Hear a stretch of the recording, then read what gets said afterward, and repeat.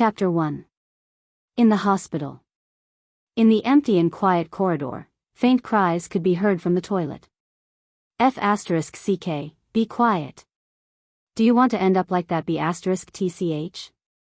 The greasy middle-aged man kicked the girl who was curled up on the ground and cursed with a twisted expression. With that said, no one noticed that the stiff fingers of the other unconscious girl in the toilet suddenly trembled. Bei Yunj, who had a splitting headache, opened her eyes in the next second and a cold glint flashed in them. However, she found herself in an unfamiliar place. Where was this? She wasn't dead. It was Bei Yunj's first time encountering such a strange thing. Then, before she could familiarize herself with the environment, the director beside her suddenly noticed her. Oh, the little B***tch is awake. The director's fat face was filled with a sinister smile. He abandoned the girl who was barely dressed and walked towards Bei Yunj. This Bei Yunj sounded much better than the others.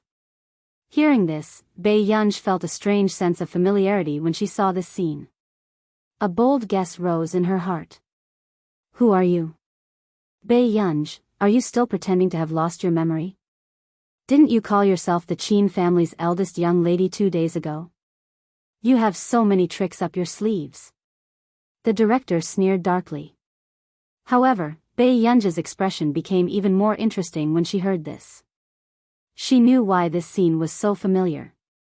Wasn't this the plot of the antisocial romance novel that the secretary had shown her before? The reason why she said that it was antisocial was because although this book was a refreshing novel, the female lead, Qin Youjiao, had a vengeful personality. As long as someone was not convinced by her, their reputation would be ruined. On the other hand, Bei Yunj, who had the same name as her, was the character with the lowest presence in the novel. She grew up in an orphanage and was introverted and autistic, but she yearned for kinship. When she was 17 years old, Bei Yunj returned to the Qin family as the real daughter who had been swapped. At first, Bei Yunj thought that she had 3 older brothers, but she didn't expect that the fake daughter had already replaced her position. Her brothers were cold and disdainful towards her, only treating the female lead, Qin Youjiao, as their biological younger sister. For the past 2 years, Bei Yunj had seen with her own eyes how Qin Youjiao was treated like a princess by her brothers and doted on. She was just an ugly duckling and couldn't compare to Qin Youjiao in any way. Because she was jealous of Qin Youjiao and said that Qin Youjiao had snatched everything from her, she was looked down upon by her brothers. But in reality, Qin Youjiao was the ruthless one. On the surface, she looked innocent, but every day, she led the Qin brothers to insinuate that Bei Yunj was mentally unstable and overly paranoid. Even Bei Yunj being sent to the mental hospital this time was arranged by Qin Youjiao. She let her brothers see the crazy Bei Yunj and push her down the stairs. In the end, they had no choice but to send Bei Yunj to a mental hospital. But what he didn't expect was that this was an illegal hospital, and the director liked to molest young girls. Thinking back, Bei Yunj couldn't help but sneer. This kind of female lead could even be called the Black Lotus female lead, who wanted to take revenge. After recalling the plot, Bei Yunj could only accept reality, but she didn't panic at all. Her dry and hoarse voice was tinged with a bone-piercing chill. Did you injure my leg? This sudden question stunned the director, but soon, he laughed coldly. Is there something wrong with the little B***tch's brain? You still think you're the eldest young lady of the Qin family? Why don't you take a look at yourself? With that said, the director was about to pull her when he saw the person in front of him stand up slowly. It was as if she didn't feel any pain. Then you'll have to compensate me. Bei Yunj's eyes were bright and charming, but there was a hint of ruthlessness in them. This unreadable expression made one's scalp turn numb. The director almost thought that he had seen a ghost. The girl in front of him seemed to have changed into a different person. She didn't look like that timid and autistic Bei Yunj at all. Have you thought about which leg to exchange for? The girl's words were like a death sentence, but it made the director sober up in a moment. What the hell? How could a silly little girl put on an act and scare him? How dare you scare me? Little B***tch, see how I'll deal with you. Chapter 2. At this moment, Bei Yunj, who had not moved an inch, suddenly turned sideways when the hospital director pounced on her. At that moment, the hospital director lost control of his fat body and fell forward. He fell flat on his face. It was a tragic scene. Useless. Bei Yunj glanced at him and sneered softly. Then, she walked to the side and bent down to pick up the dagger that the hospital director had used to cut the girl's clothes. At this moment, the hospital director's bones hurt from the fall. Before he could retract his fierce expression, he suddenly saw Bei Yunj playing with the dagger. Instantly, he felt a chill run down his spine. "What are you trying to do?" The hospital director's face was full of panic. When he came to his senses, he quickly took out his cell phone. "Do you want to see if my dagger is faster or if I'm faster?" Bei Yunj bent one knee slightly and looked at him at eye level.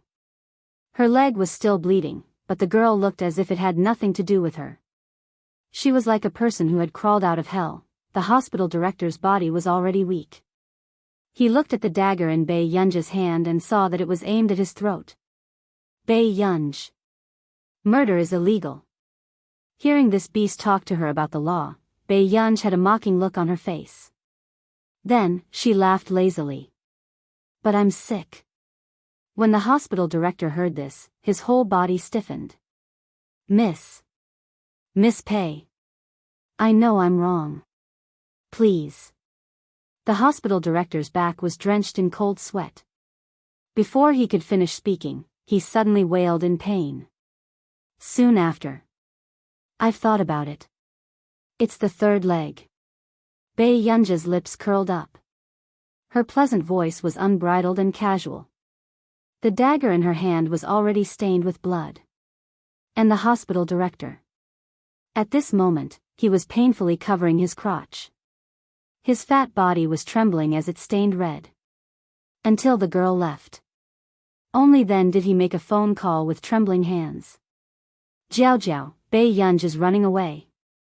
She's a lunatic. You must avenge your father." His eyes were bloodshot, and his tone was filled with hatred as he gnashed his teeth. The hospital was in chaos. The security guards were searching everywhere. "Have you found her? Don't let her escape." No one expected that a young lady would be able to cripple the school head and escape. It was so evil. Downstairs, Bei Yunj, who had avoided being searched, covered her bleeding wound. Her face was pale. She looked up and saw that it was raining outside. Her back was in a sorry state. She lowered her head and chuckled, casually wiping the blood off her dagger. Her charming eyes were cold and ruthless. "If that's the case, let's have some fun then." Suddenly, a howling sound came from somewhere. Bei Yunj turned around and saw a familiar white figure running happily in the rain. Ergu? Bei Yunj suddenly thought of the only character she liked in the novel. She blurted it out subconsciously, but to her surprise, the white shadow actually stopped.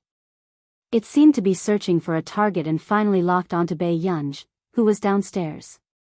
"Awoo!" It howled excitedly at the sky. Bei Yunj had a bad feeling when she heard that. As expected. The next moment, she saw the snow-white Alaskan Malamute running towards her, howling excitedly. Bei Yunj couldn't even dodge in time and was pushed to the ground. Her entire body hurt from the fall. However, a certain fellow who didn't want his life was rubbing against her drenched body, his black dog eyes filled with joy. This was the Alaskan Malamute that the supporting female lead Bei Yunj had raised for several years. Later, it was beaten to death because it bit Qin Yojiao. Bei Yunj resisted the urge to scold the dog, but there were still doubts in her heart. Suddenly, an overjoyed exclamation trailed from not too far away. "Master Du, I found it. Alaskan Malamute is there." Chapter 3. The man's figure was tall and straight, and his legs under his suit pants were slender and too abstinent. When he came closer, Bei Yunj saw his face clearly. His eyes were deep and cold, and a little lazy. His light-colored pupils showed alienation, but the corners of his eyes were inexplicably seductive. But at this moment, His unwavering gaze fell on her body. Suddenly. Look over there. She's over there. Behind him, a burly man with a baton in his hand ran over menacingly. However, when they noticed the man in front of Bai Yunj, they subconsciously stopped. He looked lazy, and just by standing there casually, he gave people a sense of oppression. Sir, this is a patient in our hospital. If there's nothing else, I'll take her away first. One of the security guards walked out and said nervously. Sir, can you help me call the police? This hospital is molesting underage patients. Bai Yunj didn't remember there was someone called Master Du here, so she simply looked up and said. At this time, if the man helped her call the police, it would be the easiest solution. But if it was a nest of snakes and rats, Bai Yunj's eyes flashed with a dark light, and she clenched the dagger in her hand. Sir, she's a mental patient. Don't listen to her nonsense. The security guard panicked and immediately said, hurry up and take her away. After saying that, Bai Yunj clenched the dagger and waited for the security guard to come closer, but suddenly a figure blocked her way. Sir, the security guard's heart tightened and he was about to stop him, but he was stopped by the man's assistant. At this moment, Bai Yunj looked up and accidentally looked into the man's eyes, which were so dark that even the light was hidden. Sir, this hospital, what sir? He smiled casually, suddenly stretched out his slender index finger, and tapped her forehead. His magnetic voice was casual and playful. Come, call me brother. When this brother was said in a low voice, it was more like flirting. The warmth of the fingertip on her forehead made Bai Yunj's brain freeze for a long time before she reacted. Was she being teased? Not only Bai Yunj, but even Huashidu's assistant Singh turned around in disbelief. Was Master Du possessed by some deity? He had been cold and abstinent for more than 20 years, and now he was molesting patients in a mental hospital. But this girl was a little too strange, wasn't she? Her face was colorful, and those who didn't know would think that her name was Yi Chun. Suddenly. Big brother, can you take me away? The girl curled her lips in a flirtatious manner, but her eyes were clear and seductive. But the thing in his hand was clenched tightly. The man's pale-colored pupils were deep, and his indifferent eyes were still unfeeling. Without waiting for her to react, he suddenly took the dagger from her hand. This little guy was really bold. Bai Yunj stared at the man who was squatting in front of her. You, Tsing Su, call the police. After the man finished speaking slowly, the security guard began to panic. Sir, you believe the words of a lunatic? As soon as he finished speaking. Suddenly, the sound of a police siren came from the door. What's going on? Someone asked anxiously.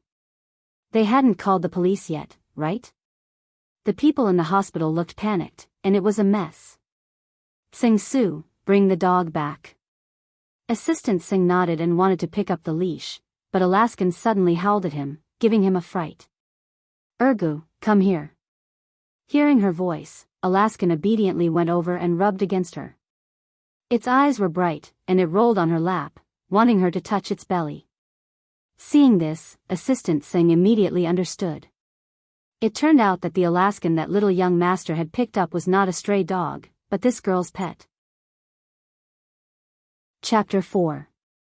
Inexplicably. The atmosphere was tense and the bodyguards did not dare to breathe. Why did this lady sound like she was saying that Master Du was a robber? But the next moment, they were even more surprised. After the man threw the dagger into the rubbish bin, he said slowly, Tsing Su, remember to flatten this piece of land. Ah. Yes. Assistant Singh quickly replied. Hearing this, the other people in the hospital were shocked and felt a chill down their spines. It's over. This time, they had really kicked a metal plate. And Bai Yunj had a strange premonition that after dealing with this hospital, she might be the next one, then. Just as Bai Yunj was about to raise her head, she suddenly smelled a cold and pleasant scent around her. It was unique and invasive. Then, before she could react, the world spun and she bumped into a warm chest. Through the thin shirt, his scorching temperature and heartbeat made her blush.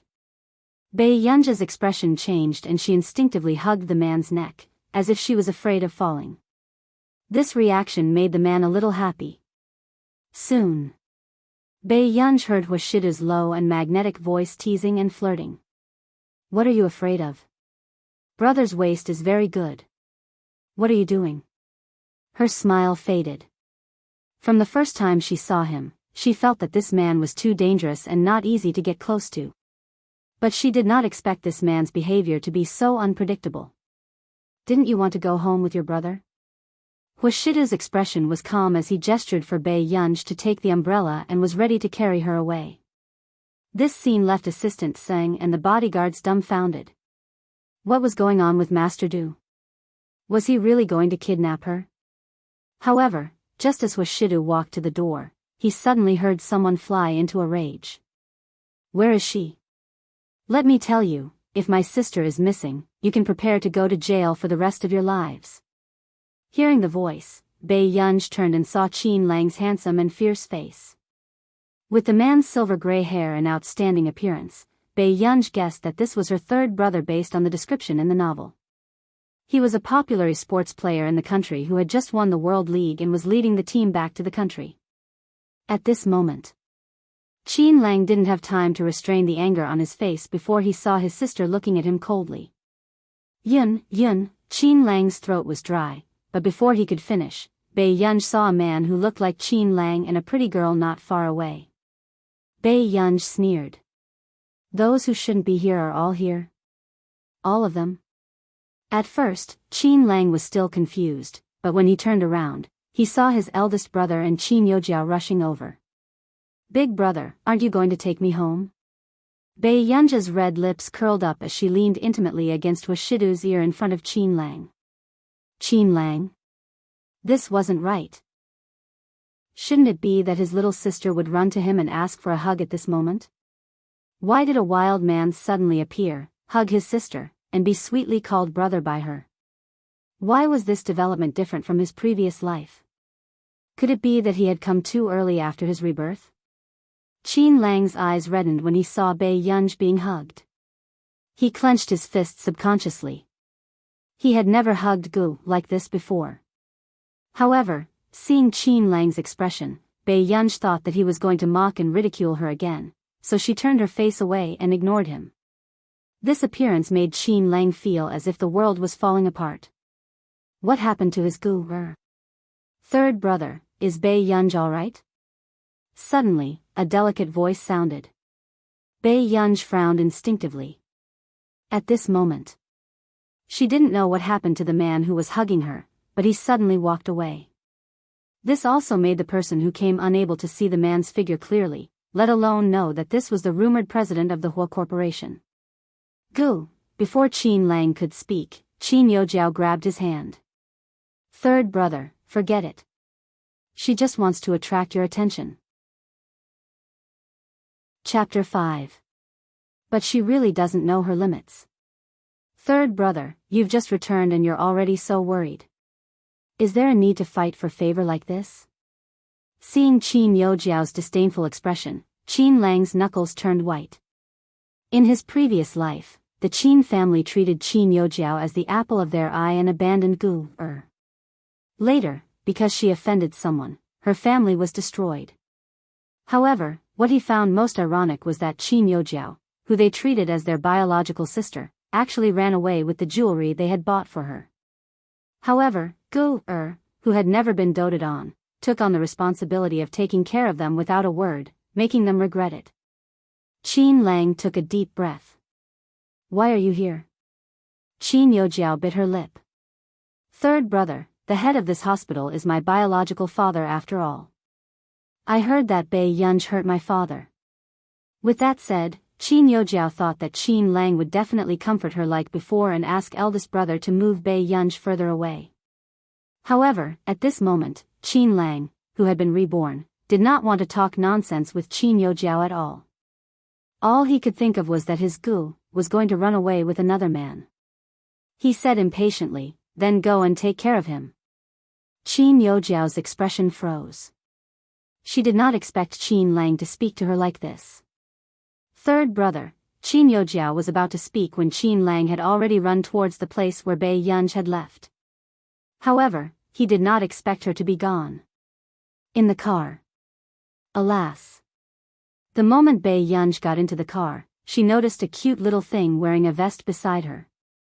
His exquisite eyes were somewhat similar to the man opposite her. See it for the last time. Huashidu wiped the back of his hand carelessly. Why? Sob, alas, what's wrong with you? The cute little thing's sobbing was pitiful as he hugged the wet alas.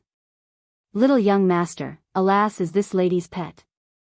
Seeing that little young master's eyes were red from crying, Assistant Singh couldn't bear to say. Hearing this, the cute little thing looked up and stared unblinkingly at Bei Yunj. Just as Bei Yunj was guessing if the cute little thing was this man's son, he said something shocking. Sister, I'll give my brother to you. Don't take Alice with you, okay? The cute little thing sniffed. Bei Yunj, were dogs worth so much now? The atmosphere was still tense. Assistant Singh couldn't help but be afraid that Master Du would directly throw the young master out of the car. The CEO of the Hua Corporation was traded for a pet? I dare you to say that again. Huashidu glanced at him casually. If the old madam hadn't pestered him to find a match, he wouldn't have come out to look for the dog himself. When the cute little thing heard this, it hugged Alice tightly and its eyes turned red with grievance. His brother really didn't love him at all. After that, the cute little thing saw Bei Yunj from the corner of her eye and looked up. Sister, I'll go with you too. Anyway, the dog was here and the person was here. Before Bei Yunj could say anything, she heard the man speak indifferently. Sing Su, stop the car. Take him back to the old house. The cute little thing couldn't believe it. Big brother, you're burning the river after crossing the bridge. The man sneered and said slowly, add 2 more lessons for the Chinese language class every week. Probably because the cute little thing was too pitiful, Bei Yunj raised her eyebrows and rubbed Alyssa's head. Accompany the little kid for a while more. I'll pick you up in a few days. Alice rubbed against Bei Yunj reluctantly. After looking at the cute little thing, it followed them. Not long after, there were only 2 people left in the car. Chapter 6. When he saw her, he saw that she had a guarded expression on her face. Indeed, he was more interested in teasing this little fellow. But somehow, when he saw this guy turn his face away coldly, as if he didn't want to care about her family, he actually brought her out. This was a rare impulse of his. Brother, if you're busy, you can put me down on the road. Bei Yunj's eyes were clear, but she could feel that this was a wild and impudent person. In her opinion, she already owed this man a favor for bringing her out. She did not expect him to take care of her trouble. The man's low and lazy voice was even colder than the sound of the silver lighter in his hand. I have to be responsible for the little girl who ran away from home. Hearing this, Bei Yunj's heart skipped a beat. Such a man was not the male lead?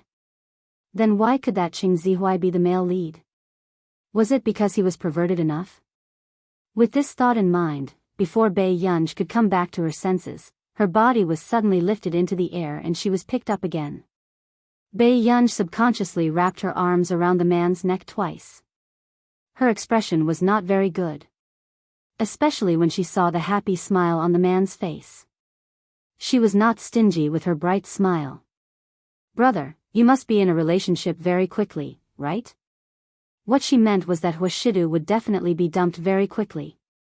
Who would think? The man's casual appearance was lazy and sexy, but the words he said made her blush and her heart beat faster. Other men might be very fast, but I'm only swift and fierce. Bei Yunj, in the hotel. In the presidential suite. Bei Yunj was placed on the sofa by the man.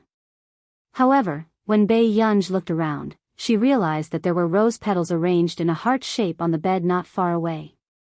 Change into this first. Huashidu walked over and casually threw the clothes to Bei Yunj before sitting at the side.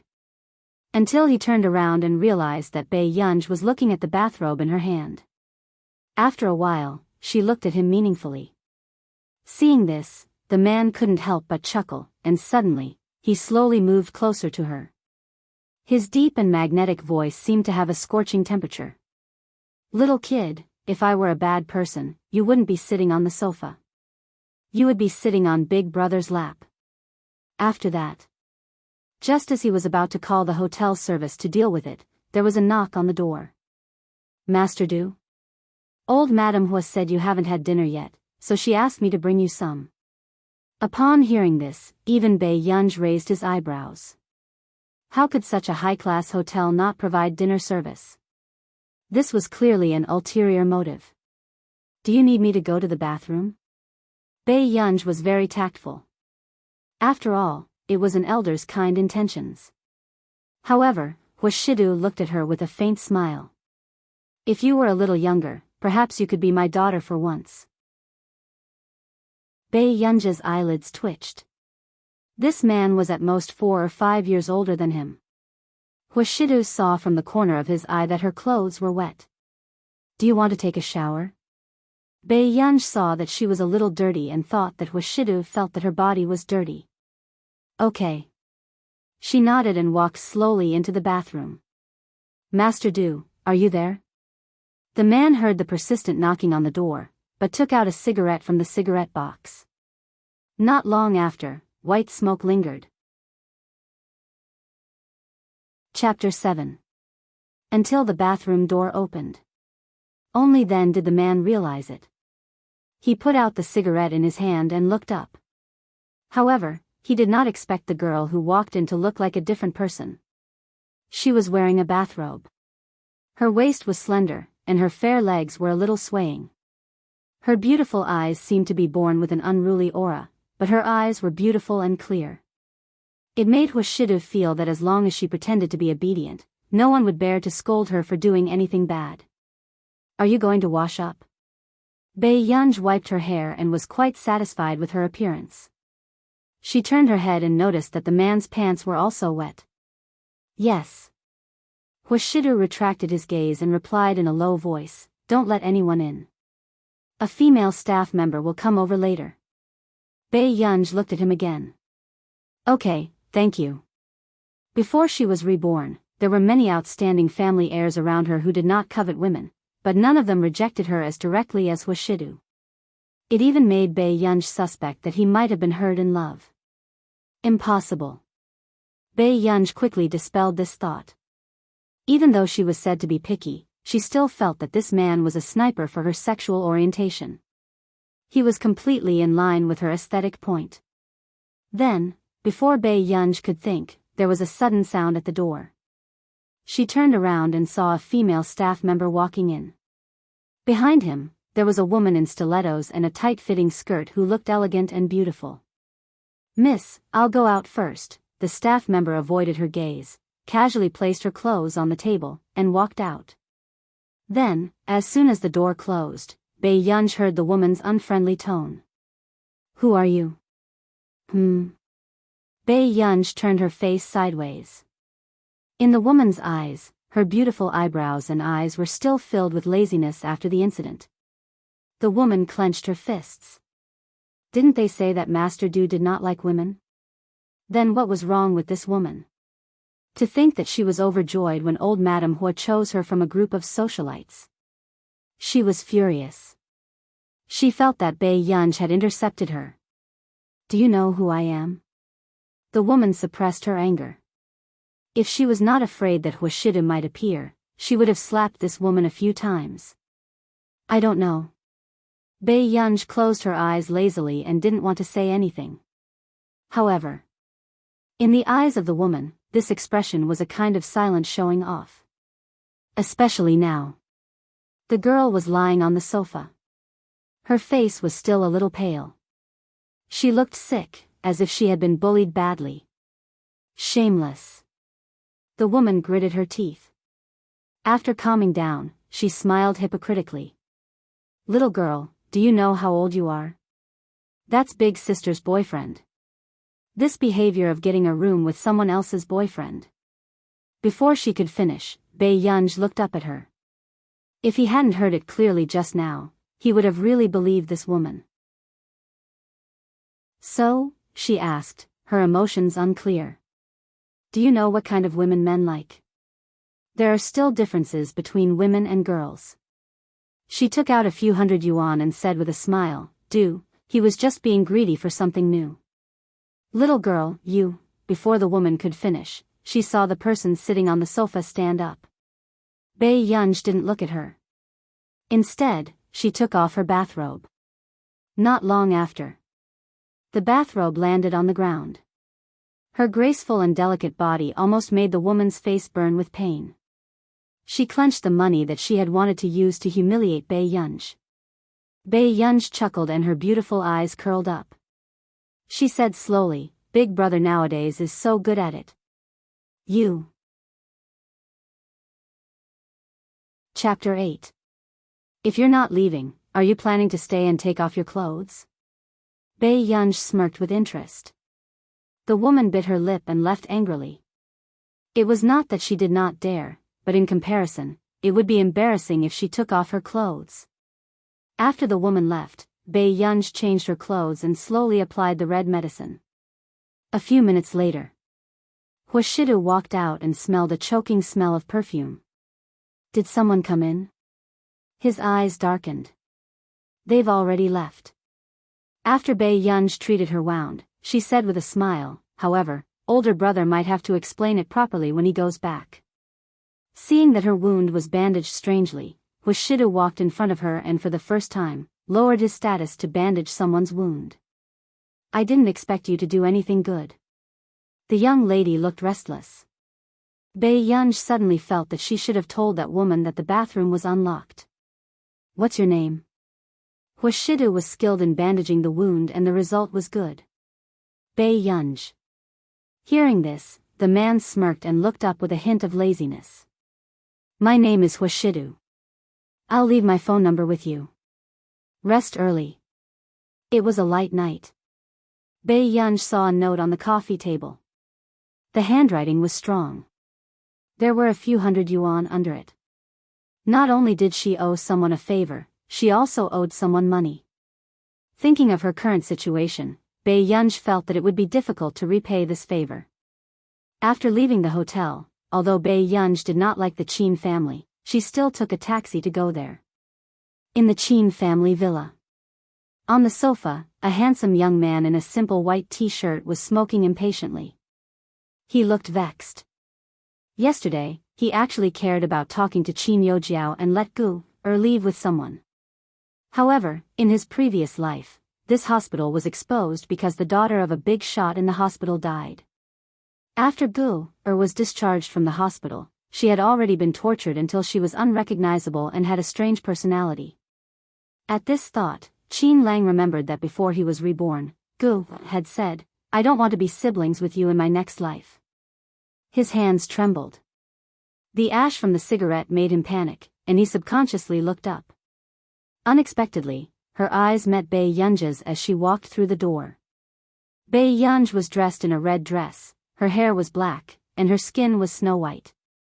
She looked very beautiful today. Especially those eyes. The corners of her eyes were red, as if she had stayed up all night, but she was still seductive. Qin Lang clenched his fists. His eyes were wet and hot. He had almost forgotten how beautiful his song was.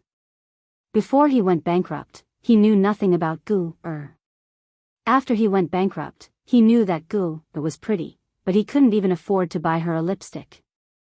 She could only watch as she worked 3 jobs and dressed shabbily. Song, brother. My piano room is too sunny. You said that you would let Bei Yunj change her bedroom with mine. Anyway, it's about the same. Qin Yojiao's expression was arrogant as she interrupted Qin Lang with a bright smile and hugged his arm coquettishly. Immediately, Qin Lang's handsome face froze. He actually agreed to do such a thing. Before he could say anything, he saw Bei Yunj's red lips curl up. Sure, I'm going to live on campus. With that said, it was only then that Qin Yojiao noticed the person beside her. However, when she saw Bei Yunj's appearance clearly, her eyes widened. This woman was Bei Yunj? Impossible. Why did she become like this? Can you get used to living on campus? Qin Lang's voice was dry as he asked unnaturally. Hearing this, even Qin Yojiao was stunned. Didn't third brother hate Bei Yunj the most and find her annoying? Did third brother think that Bei Yunj would be more annoyed if he moved around because he couldn't get used to the dormitory? At this thought, Qin Yojiao's expression looked much better. Chapter 9. Qin Lang was about to speak when he saw Bei Yunj going upstairs. He felt that ever since his gu came out of the hospital, she had been ignoring him. Qin Lang pursed his lips and was about to go upstairs when he was pulled back. Third brother, where are you going? Qin Yojiao felt inexplicably uneasy. She had a feeling that third brother and eldest brother were abnormal recently and were very cold to her. But before, she was the only one who ignored them and they had to coax her. Help Gu tidy up. Qin Lang furrowed his eyebrows and pulled Qin Yojiao's hand down from his arm. Seeing his cold expression and refusal to interact with her, Qin Yojiao's mind started to become confused and she only felt aggrieved. When did third brother start to care about Bei Yunj? Third brother had clearly said that she was the most important sister in his heart. Third brother, is Bei Yunj more important or am I more important? Qin Yojiao acted as usual and pestered him endlessly. If it was in the past, Qin Lang would immediately coax her. But now, Qin Lang, on the other hand, sneered as if he had heard something ridiculous. She's my biological sister. These words were like 1,000 pounds, smashing her awake and she was in disbelief. What did third brother mean? He couldn't be like this all of a sudden. Did third brother know that she had deliberately faked her fall that time? No, this must have something to do with Bei Yunj. A trace of coldness flashed past Qin Yojiao's eyes, but she stopped Qin Lang on the surface. Third brother, I'll go and help her. It's not good to enter a girl's room. Perhaps thinking of Bei Yunj's attitude towards him now, Qin Lang really stopped in his tracks. Seeing this, Qin Yojiao bit her lip and hid her unwilling ruthlessness as she went upstairs quickly. It must be this Bei Yunj. On the second floor. Bei Yunj pushed open the dark room. It was extremely dusty inside and she could even smell the smell of garlic water. She glanced at the exorcism talismans around her and her eyes were filled with sarcasm. It was because Qin Yojiao had casually said to the servant that Bei Yunj must have been possessed. In order to please Qin Yojiao, they pasted these all over her room and sprinkled garlic water every day. They didn't care if the original owner would break down if she saw these. Bei Yunj narrowed her eyes, turned on the lights, and found her school uniform. Bei Yunj, it seems like you don't remember the pain at all. Since Qin Lang wasn't around, Qin Yojiao couldn't be bothered to pretend anymore. She crossed her arms and smirked coldly. Do you think that by living in the Qin family, you can change the way your brothers treat you? Wishful thinking. Who knew? This time, Bei Yunj did not purse her lips and remained silent like before. Her eyes were flirtatious as she leisurely asked, then what are you afraid of? Nonsense. Qin Yojiao's eyes turned cold when her thoughts were exposed, before she gritted her teeth. She walked up to Bei Yunj and said playfully, if I can get my brothers to send you to the mental hospital once, I can do it again. In my brothers' hearts, you can't even compare to a single strand of my hair. Even if I did it on purpose. I almost forgot. I haven't settled the score with you yet. Before Qin Yojiao could finish speaking, she was suddenly interrupted by Bei Yunj. What? Qin Yojiao watched as Bei Yunj looked up. However, there was an inexplicable coldness in her sparkling eyes. She licked her lips and smirked. Have you forgotten why I was sent there? Qin Yojiao panicked inexplicably and stepped back instinctively. However, Bei Yunj grabbed her hand even faster. If you dare to touch me, third brother will throw you out of the Qin family. That sounds quite tempting. With that said. Chapter 10. A thought appeared in her mind. Crazy. After Bei Yunj entered the mental hospital, she had really gone crazy. Qin Yojiao's pretty face paled. Before she could react, she was grabbed by the collar again and watched as Bei Yunj opened the door. From the beginning to the end, she had been dragged away by Bei Yunj. Third brother, save me. Bei Yunj is crazy. Qin Yojiao's pathetic scream attracted even the servants in the courtyard. Hearing this, Qin Lang's handsome face turned cold and he walked into the living room. Bei Yunj, what are you doing? Let go of elder young miss, you ingrate. When the chubby middle-aged maid saw Qin Lang walking in with a cold expression, she immediately pointed at Bei Yunj and scolded her. Bei Yunj's smile was ambiguous. It was a pity that this female lead was not that capable. She had a dream last night. She dreamed that the original owner of the body had lived for a few years until she died tragically on the streets. Even a person like her, who had never been sympathetic, could feel the oppression and heart-wrenching pain of the original owner of the body's life.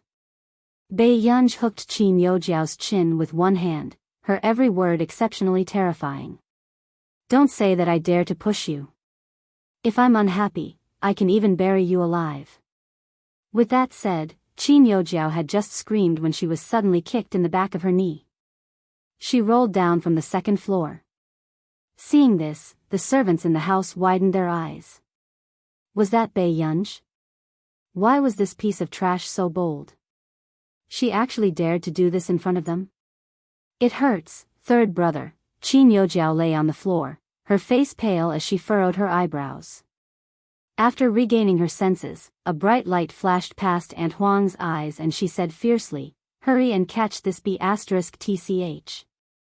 As long as she chased this bastard Bei Yunj out this time, elder young miss would definitely remember her good deeds and would not make the young masters annoyed again."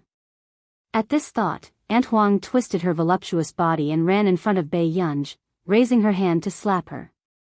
However, he didn't expect to be caught by that fair and slender hand so easily. Nanny Huang panicked. She didn't expect to meet Bei Yunj's cold eyes.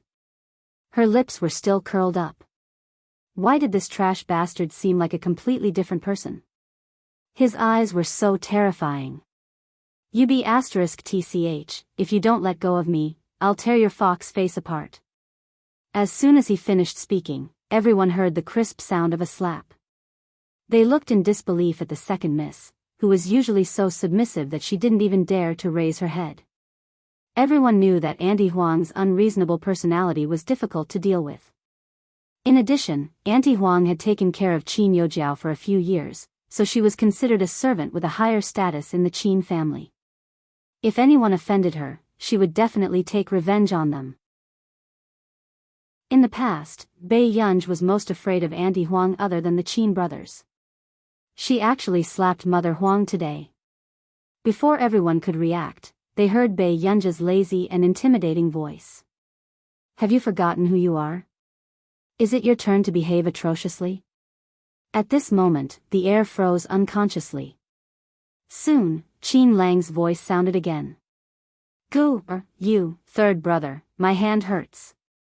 Qin Yojiao interrupted Qin Lang. Qin Lang turned around and noticed Qin Yojiao lying on the floor. He had no choice but to deal with Qin Yojiao first. What are you waiting for? Send her upstairs quickly and get the doctor to come over. Qin Lang's expression darkened. If anything happened to Qin Yojiao, who knew how he would frame Gu later? Chapter 11. So what if she didn't know why her brother was angry? Her brother still cared about her the most. Third elder brother, will I be able to use my hands? I still have a piano performance in a few days. Qin Yojiao asked with a sobbing voice. The Qin family had invested a lot in nurturing Qin Yojiao. She was only 19 years old and had already held a national piano tour. She was the most enviable talented girl in the industry. After all, Qin Yojiao was still young and had a bright future. Why aren't you bringing her up? Qin Lang's handsome face was filled with coldness. For some reason, the servants felt that third young master was a little impatient with elder young miss today. This thought disappeared in a flash and the servant quickly helped Qin Yojiao upstairs. Just as Qin Yojiao was thinking about it with a dark expression, if it was in the past, third brother would definitely carry her upstairs personally. But now, suddenly, Auntie Huang's words entered her ears. Young master, Bei Yunj is too evil. She must have done this to elder young miss on purpose. Instantly, Qin Yojiao understood.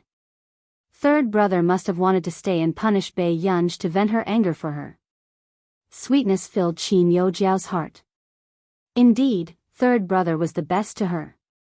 After Qin Yojiao went upstairs in peace, the living room was in a different situation. Young master, this lunatic is going to break my hand. Auntie Huang pretended to be abused by Bei Yunj and howled. Seeing this, Bei Yunj licked her lips. In the next second, Auntie Huang's scream made one's scalp turn numb. Then, the young girl's words sounded slowly. Isn't it easy to break your hand? Everyone felt a chill run down their spines. What was wrong with this second young miss recently? Was she really possessed? Why did she seem like the reincarnation of a demon? Young master, help. This lunatic just can't stand elder young miss doing well and is taking it out on me on purpose. Seeing Qin Lang, Auntie Huang screamed even more miserably. When Qin Lang saw this, it took him a long time to realize that this was his biological sister. After going through the mental hospital in his previous life, Gu Er's personality had changed, but she was like a completely different person from the Gu Er in front of him. Auntie Huang, what did you call Gu Er? A fierce look appeared in Qin Lang's eyes. Was this how they had humiliated Gu Er in the past? Thinking of how well Aunt Huang treated Qin Yojiao, Qin Lang only wanted to laugh coldly. Did they forget who was the Qin family's eldest young miss? Aunt Huang was stunned. She did not expect Qin Lang to ask this. She explained, young master, she was the one who pushed Missy down the stairs. We all saw it. That's why I wanted to stop her. Qin Lang's gaze became even colder. You're just a servant. How dare you call my sister a lunatic? Hearing this, Bei Yunj frowned slightly. What was wrong with him today? She let go of Aunt Huang and looked at him with an indifferent expression. You don't have to pretend anymore. I won't tell on Qin Yojiao. Then, she chuckled and said slowly with interest, after all, I was the one who pushed him. Everyone else was shocked that Bei Yunj seemed to have gone crazy today. She was stepping on the third young master's minefield. Qin Lang froze. He knew why Bei Yunj would say that. The only person in the Qin family who was good to Bei Yunj was the old master. The old master didn't like Qin Yojiao. However, whenever her brothers said something harsh to Bei Yunj in order to protect Qin Yojiao, they would be punished by the family rules. Even Qin Yojiao would not be allowed to enter the old mansion. However, a year later, the old master passed away from a serious illness. Qin Lang's eyes were sore. He didn't want to explain now and only hoped that Bei Yunj wouldn't leave. Chapter 12. If that was the case, he could just chase them all away. Is there anything here that's worth me staying behind? Bei Yunj's casual question made Qin Lang freeze. Without waiting for Qin Lang to think, she said calmly, I'll go pack my things. With that said, Qin Lang instinctively blocked Bei Yunj and quickly came up with an excuse. Gu Er, the school dormitory application won't be approved in a day or two. Can you wait a little longer? Bei Yunj frowned. What Qin Lang said was true, but she really didn't want to stay in the Qin family at all. Seeing that Bei Yunj was silent, Qin Lang's eyes lit up. His tone was pitiful. Besides, it's Grandpa's birthday soon. Why don't we wait for Grandpa's birthday banquet? When the others saw Qin Lang like this, they were also in disbelief. Was third young master coaxing Bei Yunj? They had never seen third young master coax elder miss like this before. Aunt Huang, whose hand had almost been broken, was even more stunned. She said anxiously, third young master, that crazy. Bei Yunj almost killed elder miss just now. How could you? Shut up. Qin Lang's eyes were cold and he quickly ordered, butler, give Aunt Huang her salary for these 3 months and ask her to leave the Qin family. The butler regained his senses and said quickly, yes. However, everyone else felt a chill run down their spines.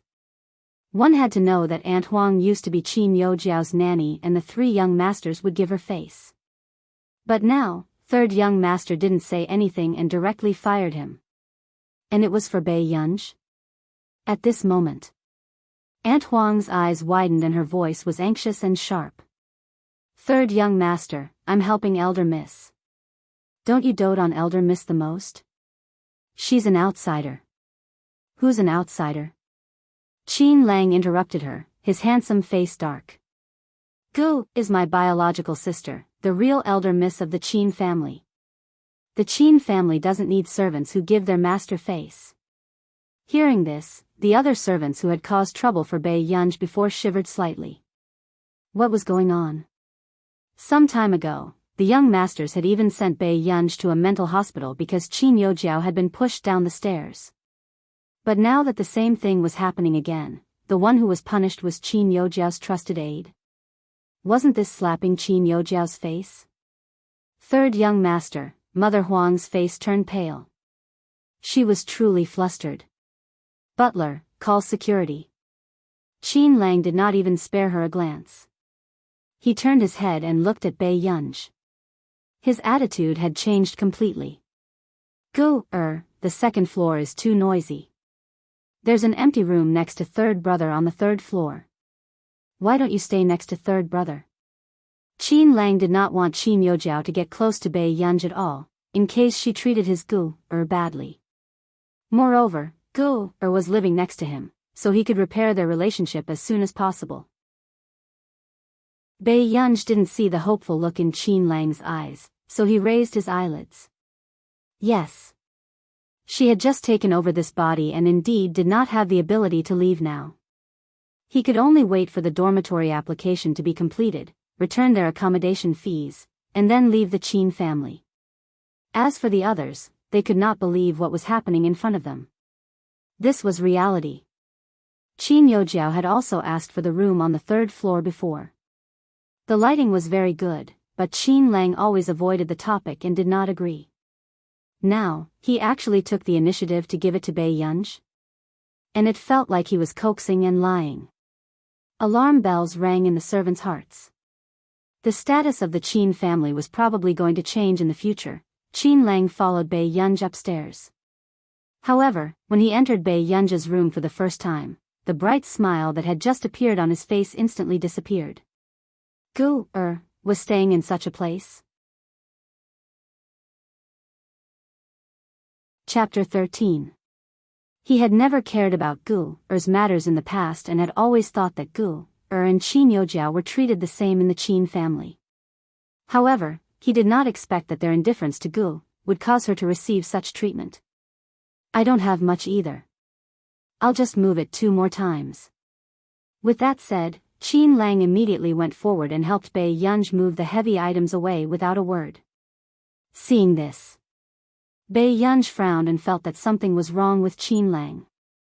However, she did not say anything and just started to pack her necessities. In the bedroom on the second floor, Qin Youjiao had just finished applying medicine and was in a bad mood. Ask Auntie Huang to come over. Eldest young miss, Auntie Huang, the servant's expression was timid. She was chased away by third young master. Hearing this, Qin Youjiao's voice went up a pitch. What did you say? How did this happen? Because Auntie Huang said that second young miss is crazy in front of third young master. The servant lowered her head, afraid that Qin Youjiao would vent her anger on her. Indeed. Hearing this, Qin Youjiao's expression darkened. However, other than anger, there was more panic. Why did third brother suddenly care about Bei Yunj? He had even fired Auntie Huang for Bei Yunj. Wasn't this a blatant slap to her face? Eldest young miss, maybe third young master is good to second young miss because of old master. Old master's illness has worsened this year. Third young master can't quarrel with old master because of you like before. These words made Qin Youjiao's expression turn for the better. She almost forgot about this. Old master has always been someone who only looks at blood relations. It's useless no matter how good I am to him, Qin Youjiao said unwillingly. She looked like the bright and beautiful eldest young miss of the Qin family who was doted on by her 3 brothers, but in reality, old master had never taken her to those family and friends gatherings. A strange glint flashed past the servant's eyes and she leaned forward to bow. So, eldest young miss, you have to outshine everyone at old master's birthday banquet to gain his favor. I'm sure you know what second miss is capable of. Hearing this, Qin Yojiao's eyes lit up and the corners of her lips curled up. Yes. She almost forgot that Bei Yunj was a useless piece of trash. She couldn't even deal with a little trouble. However, third brother's attitude towards her today really made her uneasy. Qin Yojiao immediately dismissed these thoughts. No, Bei Yunj had always embarrassed her brothers in the Qin family. How could she compete with her for favor? Soon after he finished moving, Bei Yunj glanced at the spacious and bright room. She looked at Qin Lang, who was breathing heavily, and said in a distant tone, "Thank you." "Gu, are you hungry? How about?" "No need, I want to rest." Bei Yunj's red lips curved, but there was no smile in her eyes. After a while, Qin Lang nodded stiffly. "All right, you should rest first." After she left the 3rd floor, a maid came to ask about her. "Third young master, what would you like for dinner tonight?" "Just do as Gu likes," Qin Lang said casually. When the servant heard this, she was stunned for a long time and immediately felt awkward. Second miss doesn't seem to like anyone. They had never asked Bei Yunj what she liked to eat. After all, Bei Yunj was not favored by the Qin family. Who would curry favor with a young miss with no status? They had always done it according to eldest young miss's taste. Hearing this, Qin Lang's expression darkened. He thought of the messy things in Bei Yunj's bedroom. He laughed coldly. "Does Gu not like anything, or do you not treat her as the young miss of the Qin family?" Instantly, the servant panicked. Chapter 14. Why third young master, it's not like that. We were only focused on eldest young miss, so we forgot about second young miss. Qin Lang's eyes were filled with coldness as he laughed coldly. "Gu is my biological younger sister. Have you forgotten? Instead, you remember Qin Yojiao?" These words made the servant speechless and her face flushed red. What was wrong with third young master? Why was he suddenly so concerned about Bei Yunj? Didn't third young master dislike Bei Yunj the most in the past? In the future, if I find out who doesn't care about Gu, get out of the Qin family. Qin Lang's voice was cold and ruthless. The servant shivered and answered in a panic, "Third young master, I know I was wrong. I'll ask second young miss what she likes to eat now." "Wait a minute." Qin Lang said expressionlessly, "Get the butler to find me." The servant immediately reacted. This was probably related to Bei Yunj. In the evening, Bei Yunj's door was knocked by the servants, all of them smiling obsequiously and asking all sorts of questions. However, Bei Yunj was impatient and locked them outside the door. This reaction made the servants tremble in fear. They only felt that third young master was strange just now, but now they realized that this second young miss had become even stranger. They dared not say anything even though they were angry. Wasn't she just relying on third young master's sudden change in personality? Let's see how arrogant she could be when third young master ignored her one day. At night, Qin Lang came to knock on the door again. "Gu, let's go out to eat today." He coughed softly. This way, even if he didn't know Gu's taste, he could let her choose. Anything is fine. After Bei Yunj finished speaking, she didn't know when Qin Yojiao had arrived. "Third brother, are you driving us?" Qin Yojiao said coquettishly. Qin Lang's expression darkened. He didn't call Qin Yojiao just now and only instructed the butler to get the car. He only planned to bring Gu. Bei Yunj's eyes curled up. "You guys go ahead. I still need to change. Just send me the address." With that said, Bei Yunj returned to her room. Qin Lang's handsome face darkened. How could he not know that Bei Yunj didn't want to be with them? Third brother, let's go. Qin Yojiao went forward and held Qin Lang's hand. Qin Lang did not speak, but broke free from Qin Yojiao's arms and walked forward. How is your father? A trace of disgust flashed across Qin Yojiao's eyes when she heard this. However, she pretended to be distressed and bit her lip.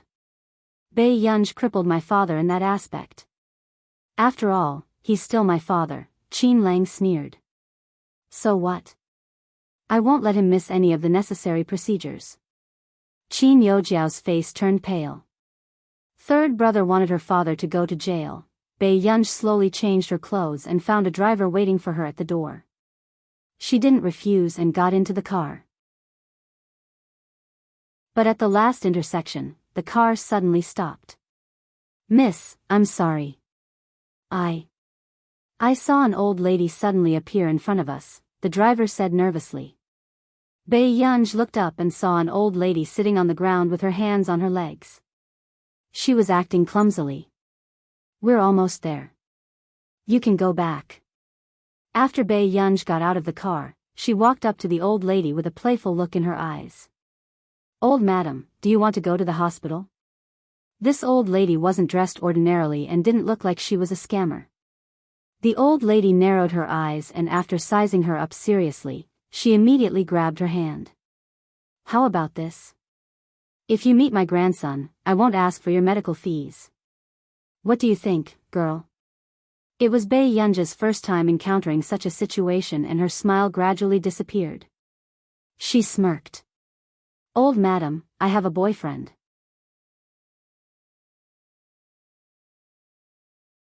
Chapter 15.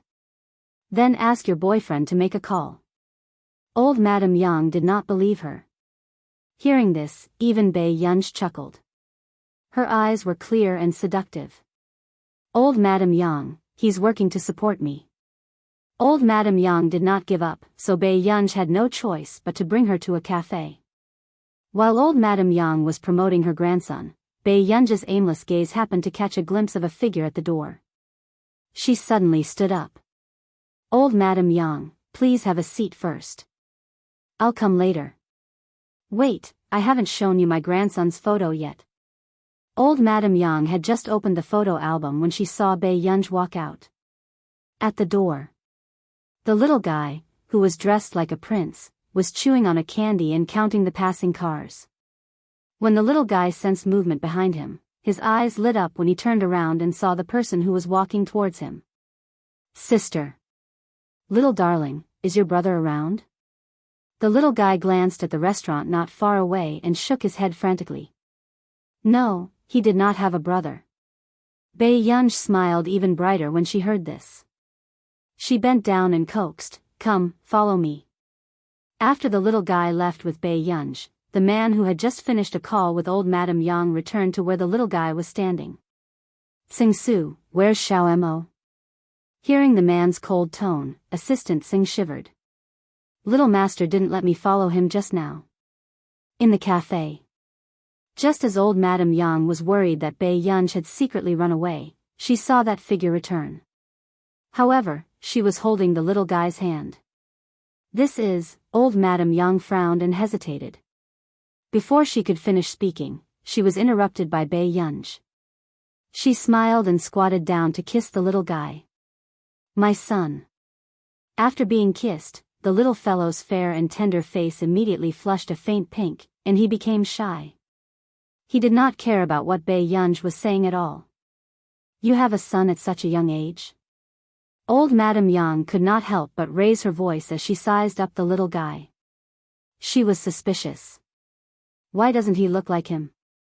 He looks like his father. Bei Yunj sat on the sofa and said with a smirk on her face. Hearing this, old Madame Fu still suspected that Bei Yunj was lying to her. The stalemate didn't last long. Mommy, I want to go home, the little boy said softly.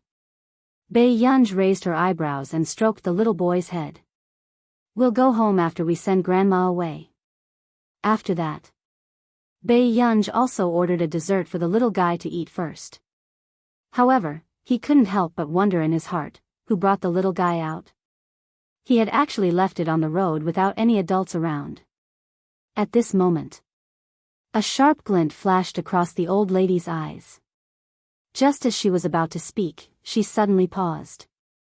If this little guy is your child, then, Bei Yunj turned to look at the old lady. The old lady stared blankly into the distance, then subconsciously looked at the little boy beside Bei Yunj. Immediately after, she murmured, "Similar, this is too similar." Bei Yunj froze. She had a bad feeling. Then, she heard the old lady sigh. But this child's father is not to be picky. Young people know how to seize opportunities. Hearing this, Bei Yunj immediately turned around. She didn't expect to see that cold and noble man walking towards her. Bei Yunj's bright eyes moved slightly, but she did not have time to clarify. She heard the old lady praise, "Your husband is so good-looking. P.S. Master Pei, you're too kind." Chapter 16. Bei Yunj sensed a gaze from somewhere and said calmly, "He's not." The old madam was unhappy. "What do you mean he's not? He looks so similar. How can he not be?" The man raised his eyebrows slightly and his gaze moved between Bei Yunj and the little boy. The little boy lowered his head and did not dare to speak. "Young man, sit next to your wife." The old madam beckoned enthusiastically. "Wife?" Huashida's thin eyelids moved slightly as he asked with interest. His voice was so seductive that it made one's heart tremble. Bei Yunj looked at the old madam and chuckled. "It's a misunderstanding." Usually, a normal girl would blush in such a situation. However, the girl in front of her proved that as long as she could control the situation, no one would feel awkward. "What misunderstanding?" The old madam teased, as if she did not expect Bei Yunj to be shy. "He's really not. Haven't you registered your marriage yet? The child is already so old. Aren't you going to hurry up?" The old madam suddenly remembered that Bei Yunj had said boyfriend previously. Hearing the old madam's shocking words, Bei Yunj was speechless. At this moment, "Young man, why aren't you sitting next to your wife?" Huashida retracted his gaze and guessed what was going on. He said casually, "Okay." Bei Yunj's eardrums itched from this low and deep magnetic voice. Then, she saw Huashidu sitting beside her calmly. Bei Yunj, were they all so willing to help others now? The old madam lectured again, "Young man, this is your fault. Your wife is so beautiful. What if she runs away with someone else? What will you do?" The man's thin eyes were filled with playfulness and laziness. "Run away? Let's catch her first." Bei Yunj paused. Question mark. The old madam was stunned and sighed. "You young people are so sweet. I know you young people don't like to be restrained, but children still have to be registered. I'll consider it." Hearing Huashidu's words, the old madam nodded in satisfaction. "All right, I won't disturb you anymore. Just now, the little kid said that he wanted to go home with mommy, so you should go back early." When the little fellow heard this, he felt a chill at the back of his head. Oh no, her brother was going to teach him a lesson. The man's pale-colored eyes swept over the little fellow as if nothing had happened, and he let out a low chuckle. "All right." After the old lady left, the atmosphere of the family of three was silent. "They're all pretty good." The man's lazy voice sounded in Bei Yunj's ears. "Woo-woo, elder sister, I think I should go home with you." The little fellow hugged Bei Yunj's waist and shivered. "Sing Su." After Huashidu finished speaking, the assistant beside him tacitly went forward and carried the little fellow away. "I brought Momo here." Bei Yunj added, "Sorry for the trouble." The girl in front of him looked very obedient. Her eyes were beautiful and innocent, but she was actually a bad person. A short while later, his gaze landed unwaveringly on her body, revealing an inexplicable sense of aggression. Suddenly, he let out a long laugh. He was refined and flirtatious. "Were you secretly taking advantage of brother just now?" Even Bei Yunj's heart skipped a few beats. She had only been here for 2 days. Why did she bump into this man everywhere she went? Did you fall in love with brother at first sight? The man was cynical and deliberately teased. Chapter 17. The moment he finished speaking, the phone on the table began to ring. Bae-young glanced at the caller ID and a trace of impatience flashed past her eyes. She looked up, her dark eyes bright. Brother, I'm sorry.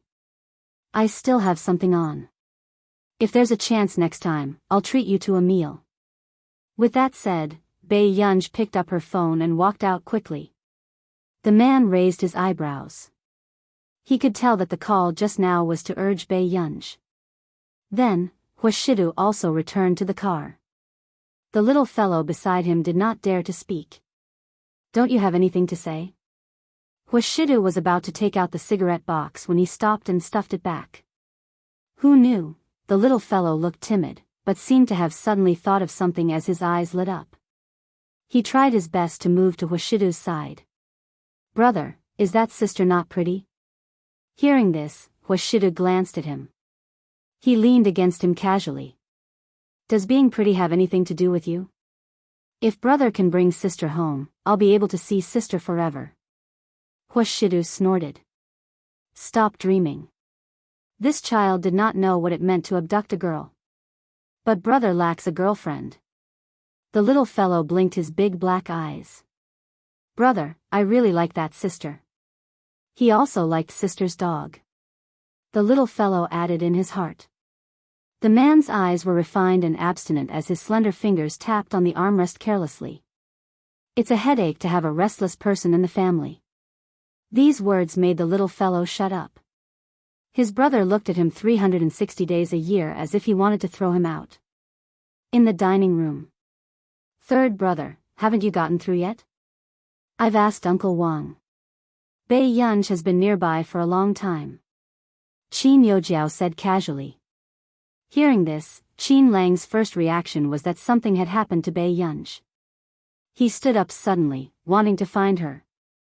However, Bae-young happened to appear in front of him at this moment. Gu, you're here. Qin Lang sized up Bae-young. Seeing that she was fine, he heaved a sigh of relief. It was good that she was fine. Don't come if you don't want to. There's no need to expose third brother and me. Qin Yojiao wanted to say something more, but she felt Qin Lang's cold gaze and shut her mouth instinctively. Gu, didn't you want to go to Hongda High School? I've already arranged for you to go to school in 2 days. Qin Lang's words made Qin Yojiao lose her composure a little. Third brother, how can she be in the same school as me? What if someone found out that Bae-young was the real eldest daughter of the Qin family? Wouldn't she be laughed at in school? Why can't Gu, go to the same school as you? The warmth in Qin Lang's eyes gradually turned cold, making Qin Yojiao feel sour and aggrieved. For the whole day, third brother didn't treat her well. She even treated Bae-young like a treasure. Anything is fine. Up to you. Bae-young said unhurriedly. In her previous life, Bae-young's parents had divorced. Before the age of 18, she had been living with her mother, who was a famous scientist. She had finished her junior college studies at the age of 14. It was only after his mother passed away that he returned to his father's company and became the heir of the company. Bae-young's concept of high school was very blurry. Because she had only studied for 3 months. Anything is fine. Qin Yojiao found it funny and her tone was contemptuous. Are you sure you can keep up with the progress?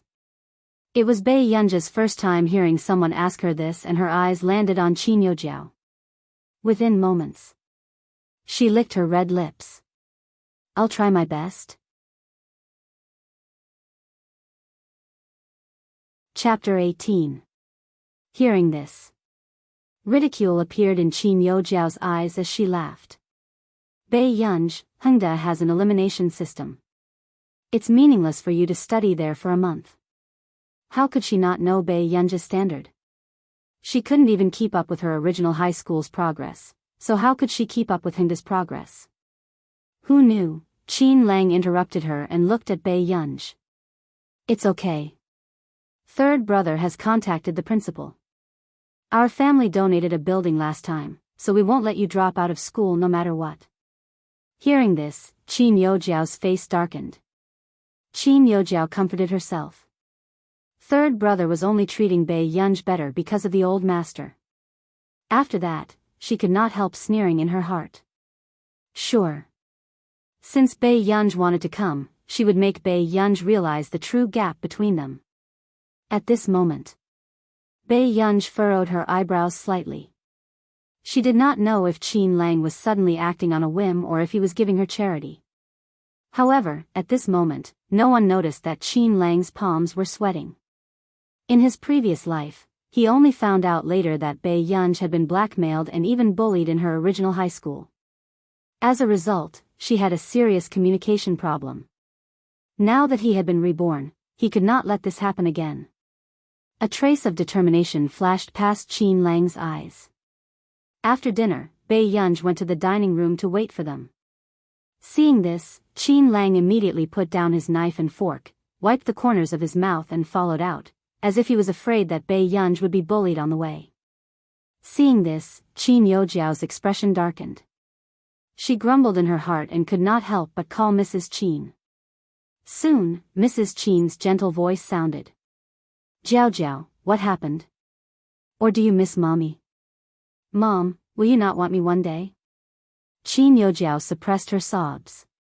Hearing this, Mrs. Qin said hurriedly, silly child, what are you thinking about? You'll always be Mommy's daughter. How can Mommy not want you? Qin Yojiao bit her lip. But third brother seems to be ignoring me recently.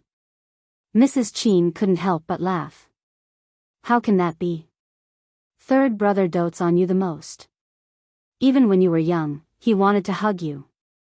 Hearing this, Qin Yojiao also remembered the beautiful memories from before. Will third brother really not ignore me? Qin Yojiao thought of Qin Lang's recent attitude and felt a little annoyed. It's normal for girls to overthink things. Mother Qin forgave her and said, your third brother is probably under too much pressure. He's busy with the club's recruitment. Hearing Mrs. Qin say this, Qin Yojiao was relieved. Mom, if you don't want me one day, I will make room for Bei Yunj. When Mrs. Qin heard Bei Yunj's name, her attitude also became much colder. She scolded softly, what nonsense are you talking about? You're the true miss of the Qin family. Who dares to ask you to leave? Don't worry, I won't let anyone take away everything that belongs to you. The corners of Qin Yojiao's mouth gradually curled up, her eyes filled with smugness. Originally, as long as Bei Yunj was obedient, she could still coexist peacefully with Bei Yunj. Who asked Bei Yunj to compete with her? After hanging up the call, Mrs. Qin even transferred 200,000 yuan to Qin Yojiao, asking her to go out more with her friends. She did not mention Bei Yunj at all. In less than 2 days, the news of Dahang High School had spread that there was going to be a transfer student in Class 7. It was said that it was also related to the school belle, Qin Yojiao's family. Everyone knew that Class 7 was truly a backdoor class. Although there were many good students who had to stay in Class 7 for the sake of scholarships, most of them were from rich families. Chapter 19. Class 7 was also in a heated discussion. Is it true that there's a transfer student in our class? A girl complained, doesn't that mean she's sitting with me? Apart from the empty seat beside her, no one dared to sit in the other empty seat. Maybe it's a handsome guy? Come on, the news has spread. It's a girl. She snorted. And it's someone related to Qin Yojiao's family. However, as the eldest young lady of the Qin family, Qin Yojiao passed the exam and is in the top class. What's going on with this? It's just a rumor. She might be a relative of the Qin family. Another girl gloated, her tone filled with a strong sense of superiority. Poor relatives are like dog skin plasters. Even the school belle's family can't avoid it. What do you think the transfer student looks like? She's from the countryside. It's already not bad if she has a straight face. At this moment, Bei Yunj, who was being discussed, had just pushed open the office door when she bumped into the original male protagonist who had left the deepest impression on her. Ching Zihuai's appearance was indeed good. He was handsome, and even wearing an ordinary school uniform could not hide his outstanding demeanor. However, what left a deep impression on Bei Yunj was that Ching Zihuai was engaged to the original protagonist. In order to anger Qin Youjiao, he deliberately treated the original protagonist well in front of everyone. However, when they were alone, he told the original protagonist not to have wishful thinking. He even hit the original protagonist for Qin Youjiao. Besides, Ching Zihuai had many suitors. Because of this, the original protagonist had suffered a lot of humiliation. In the end, she still had to watch Qin Youjiao and Ching Zihuai live together. At this thought, Bei Yunj narrowed her bright eyes, her expression dangerous. Ching Zihuai seemed to feel the gaze behind him and turned around. The moment he saw Bei Yunj, a trace of surprise flashed past his eyes. However, he quickly felt that this girl seemed a little familiar. Bei Yunj? Even the calm and composed original male protagonist Ching Zihuai was in disbelief. But it was only for a moment. Ching Zihuai frowned again and remembered what Qin Youjiao had told him yesterday about Bei Yunj throwing a tantrum and asking brother Qin to transfer her to another school. Besides, it was most likely for him. You don't have to chase me here, do you? Ching Zihuai's tone was slightly mocking. Who knew? The young girl in front of him had a pair of excessively beautiful eyes. She just casually glanced at him. She ignored him and walked up to the head teacher of class 7. Are you teacher Wen? Mr. Wen looked at the beautiful girl in front of him in disbelief. You're a transfer student? Yes. Bei Yunj answered lazily. At this moment, Ching Zihuai, who had been ignored, finally realized that Bei Yunj was here to look for the form teacher, not him. But for some reason, he still felt a little uncomfortable. Ching Zihuai pursed his lips and recalled Bei Yunj's excessive enthusiasm for him in the past. He turned around and left. At this moment, the homeroom teacher couldn't help but gossip. You know Ching Zihuai? He was the top student in the 3rd year of high school. Yes, Bei Yunj lowered her eyes carelessly, as if she had been staying up late for a long time, so her eyes were a little red. How did you know each other? The head teacher's interest was piqued. Bei Yunj suddenly sneered and said playfully, a mental hospital. The form teacher was speechless. He really knew that this student had just come out of a mental hospital. After the bell rang, Class 7 was lively.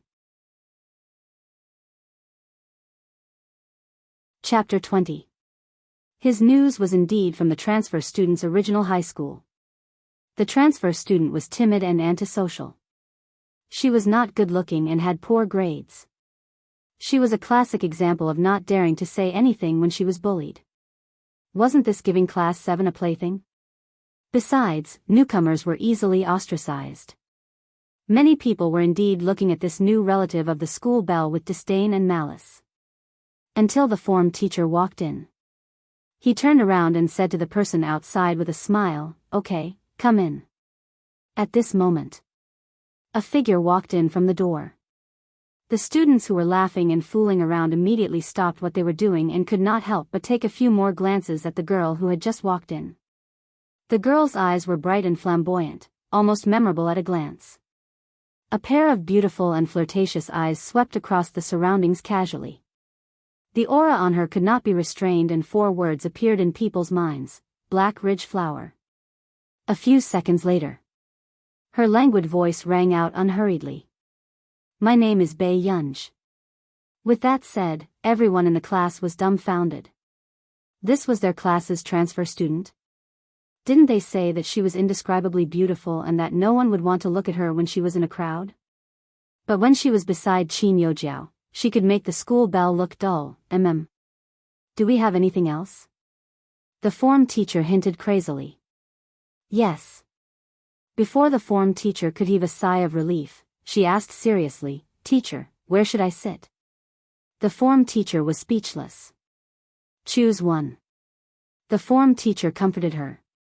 This was a girl, a cute and lovable girl. She would definitely not cause any trouble for him.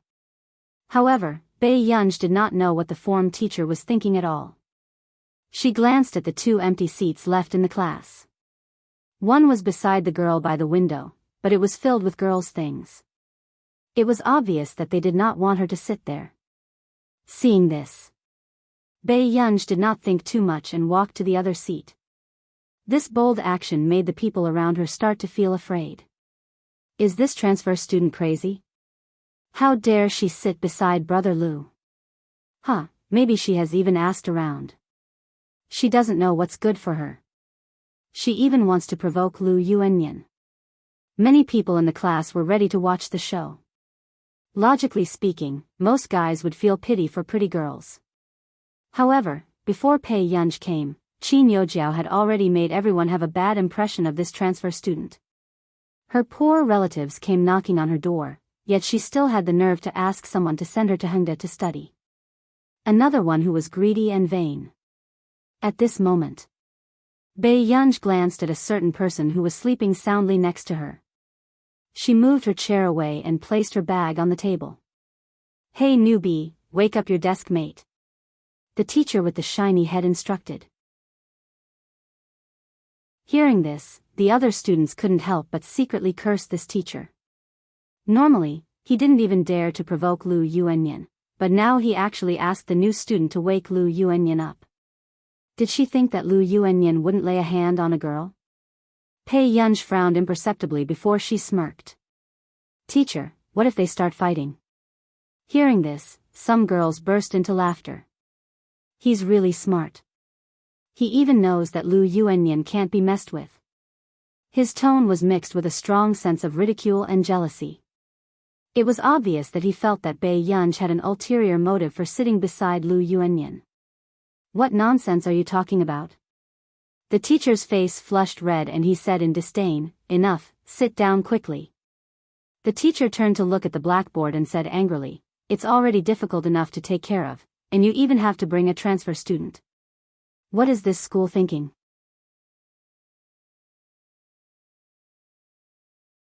Chapter 21. Everyone could tell that the teachers didn't like the new students very much. The reason why they didn't like them was because it would increase their workload or drag down the class average. At this moment, the people around glanced at Bae-yunj with disdain. This kind of person who pestered the Qin family deserved to be isolated. However, after Bae-yunj sat down, she ignored the gazes around her. When everyone was preparing for class, she put on the invisible Bluetooth and turned on the iPad, using the book as a cover. She checked her email and didn't see any new emails. According to the time, the information submitted the day before should be out today. Bae-yunj thought for a moment and stuffed the iPad back into the drawer. After class, the person beside Bae-yunj finally moved and took off his uniform. Suddenly, she heard a slightly cold voice beside her. "Who are you?" Hearing this, Bae-yunj turned around and glanced at him. The boy was wearing a black t-shirt and looked handsome. There was a hint of arrogance and coldness in his eyes. At the same time, the boy was also sizing her up. Bae-yunj looked away. She wasn't afraid of him like other girls or liked him. She looked up. "Someone who has nothing to do with you." The moment she finished speaking, the 2 students sitting in front felt a chill run down their spines. This was the first time they met someone who dared to speak to Brother Lu like this. "Why are you sitting there?" Lu Yuanci frowned. The young man's voice was a little hoarse, but it sounded nice. At this moment, Bae-yunj didn't say anything and only glanced at him. Her meaning was clear: if you're not blind, see for yourself. After Lu Yuanci was silent, he suddenly laughed. However, his eyes were calm. Yojiao's relative? Hearing this, Bae-yunj suddenly remembered that the second male lead was from class 7 in the original novel. Although she didn't remember his name, the second male lead's spare tire made her sigh. He accompanied her when she was in love and chatted with her when they broke up. Even when Qin Yojiao got married and had a child, when she threw a tantrum with Qing Zihuai and ran abroad, he was still by her side. You're the first person who dared to sit next to me. Lu Yuanxi spoke again. His tone was unclear, but Bei Yunj could hear the mockery in it. You can ask someone to trade with you. Bei Yunj raised her eyebrows lazily. Amidst her charm, there was an indescribable arrogance. No need. Lu Yuanxi said indifferently, I don't intend to be special, but I don't want anyone to disturb me. Speaking of which. Suddenly, his lips curled up. New deskmate, let me remind you that Yo Jiao is very popular. After that, he picked up his uniform and walked out of the classroom. Lu Yuanxi knew what kind of trouble Bei Yunj would be in, but he was not a hero who would save a damsel in distress. He disliked trouble even more. Lu Yuanxi didn't come back even when class started. The teacher on the stage glanced at Lu Yuanxi's seat and didn't say anything. Obviously, this was not the first time someone had skipped class. Noon. Bei Yunj's eyebrows twitched when she received the reply. She got up and went to the rooftop of the school again. Bei Yunj had no choice but to find a job because it was her first time in this world. And with the original owner's background and age, there was almost no suitable job. Therefore, Bei Yunj could only find her old job overseas. However, the moment Bei Yunj left, the girls from class 7 gathered together. Sister Ling, this poor relative of Qin Youjiao's is really high up. Did you hear what she said to Lu Yuanxi just now? She's afraid that Lu Yuanxi won't pay attention to her, right? P.S. The supporting male lead's name has been changed. I didn't notice it yesterday, but I saw it today. He's the number 1 on the Bounty Daily ranking. Chapter 22. The girl was a little sarcastic. She's good-looking. She's the new school belle. The boy who was about to go out with the basketball said with a grin. The girl glared at him. Vulgar. Qin Youjiao is talented and is in the top 3 of the cohort. What is she? Apart from her face, how can she compare to Qin Youjiao? Yes, how can I not? Those long legs and slender waist were the epitome of a perfect match. Get lost. Don't bother me. The girl said arrogantly. After the boy left indifferently, Ling Jiwei's expression darkened as well.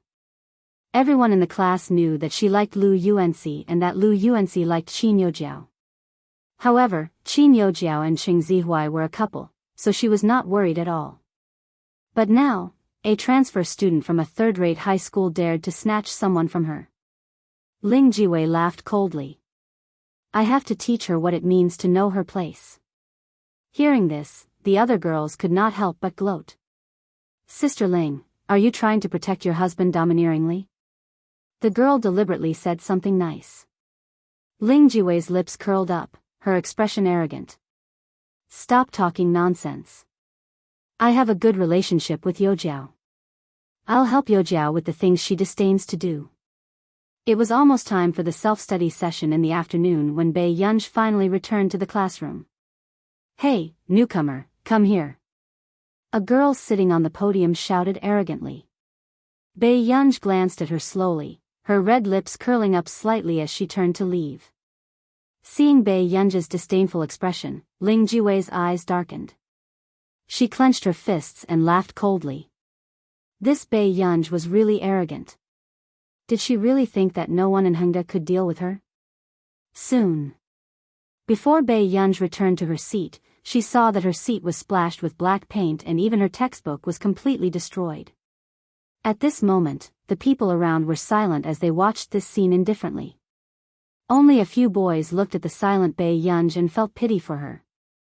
This ruthless act of destroying a flower was a bit too ruthless. From the podium, Ling Jiwei looked at Bei Yunj's motionless back and immediately vented her anger. She jumped down lightly and smiled with satisfaction. Newcomer, I think I should teach you some rules. Suddenly, Bei Yunj asked, who did it? Hearing that, everyone was stunned. They didn't expect Bei Yunj to ask such a question. Who do you think did it? Ling Jiwei crossed her arms and stood proudly in front of Bei Yunj, smiling brightly. She was the daughter of a vice president. Why would she be afraid of this shameless relative of the Qin family? It's you? Bei Yunj turned her head and the corners of her lips curled up. However, in the depths of his eyes, there was a thick layer of coldness that could not be dissolved. Ling Jiwei and Bei Yunj looked at each other and felt a chill run down their spines. But then, he chuckled. What do you think? Bei Yunj, has anyone ever told you that you think too highly of yourself? As soon as he finished speaking, someone stood at the door. It was Lu Yuanxi. He glanced at the two people who had a strange atmosphere. When he walked to his seat, he roughly understood what had happened. Lu Yuanxi frowned and couldn't bear to see this happen. Who did it? Lu Yuanxi asked. After he asked, everyone in the classroom was shocked. When did Lu Yuanxi care about such things? Chapter 23. Ling Jiwei's expression was ugly. She clenched her fists and her nails dug into her flesh.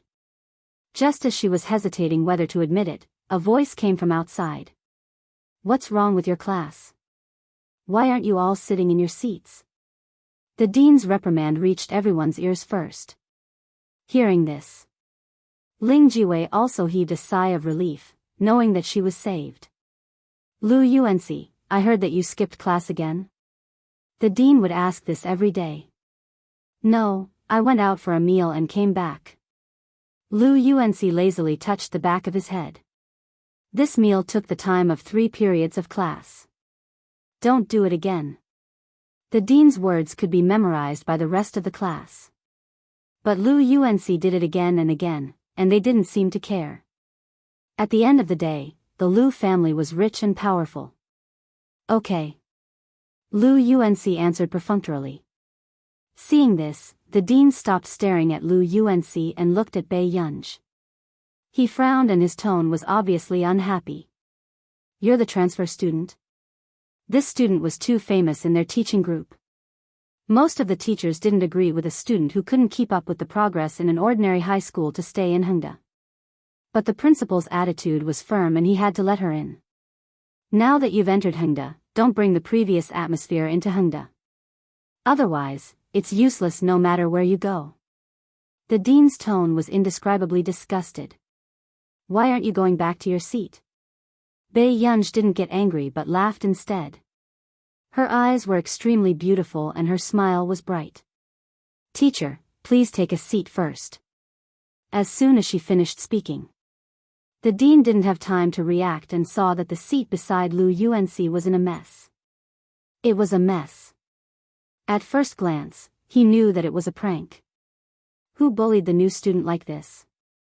The dean asked sternly, but in fact, he didn't take it too seriously. It would be best if this new transfer student could drop out of school.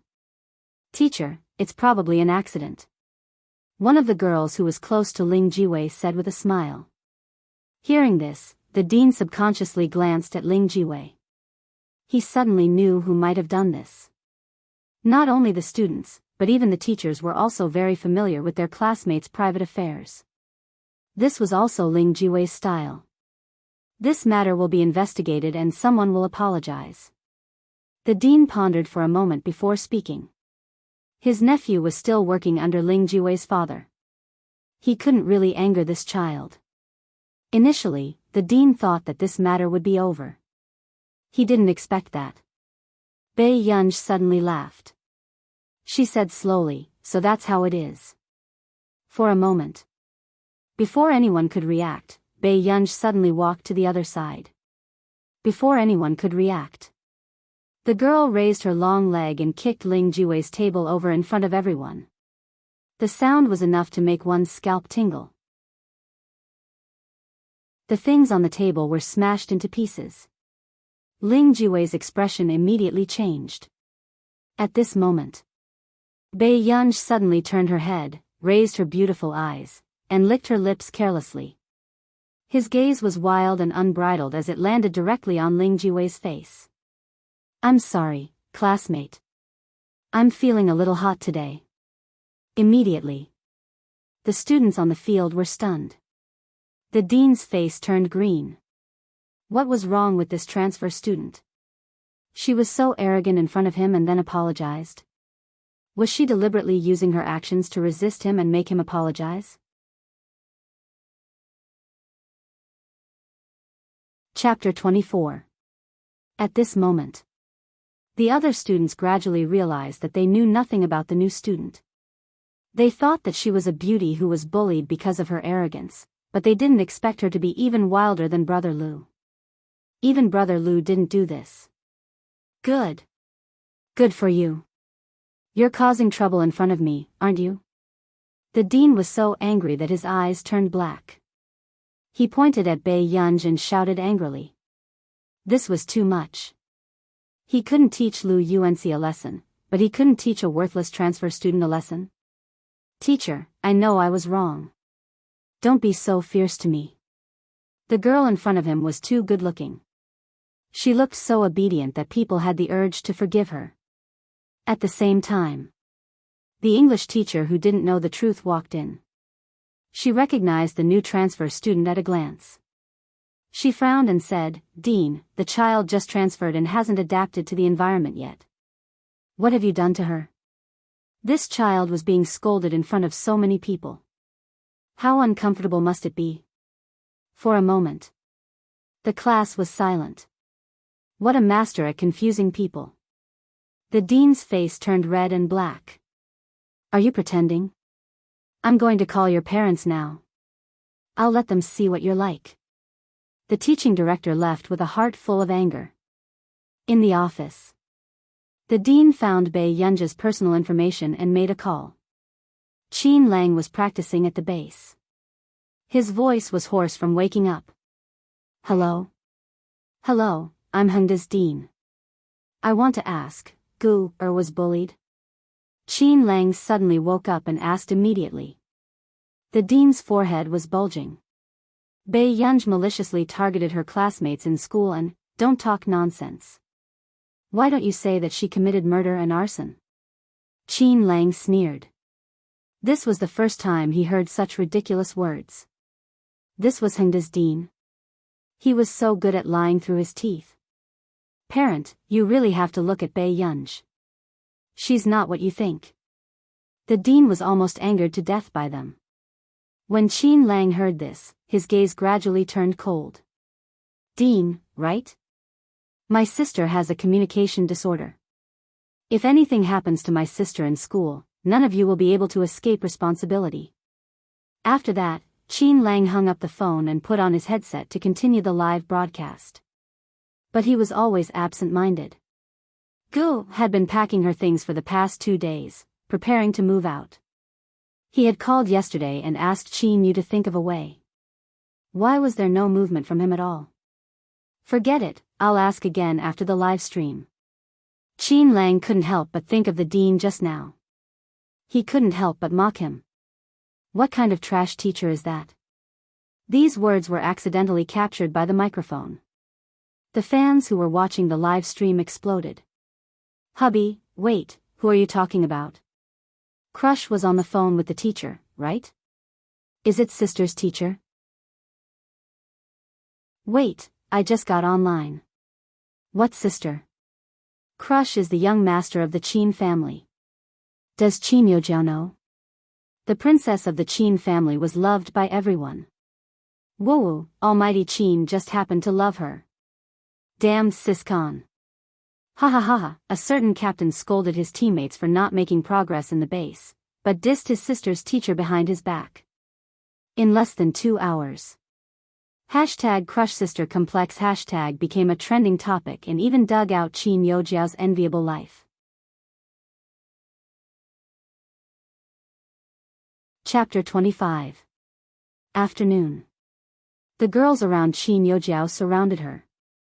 Yojiao, your brother dotes on you so much. I'm so jealous. Qin Yojiao's eyes flickered. Why are you suddenly bringing this up? Your brother's sister complex is on the hot search list. His fans are crazily tagging you. You're the only one who doesn't care. Hearing this, Qin Yojiao thought that Qin Lang had mentioned her casually during the live stream again. She couldn't help but smile, but said deliberately, "I've been throwing a tantrum with him recently." "Don't talk about him. I'm jealous." "You're still throwing a tantrum with such an immortal brother."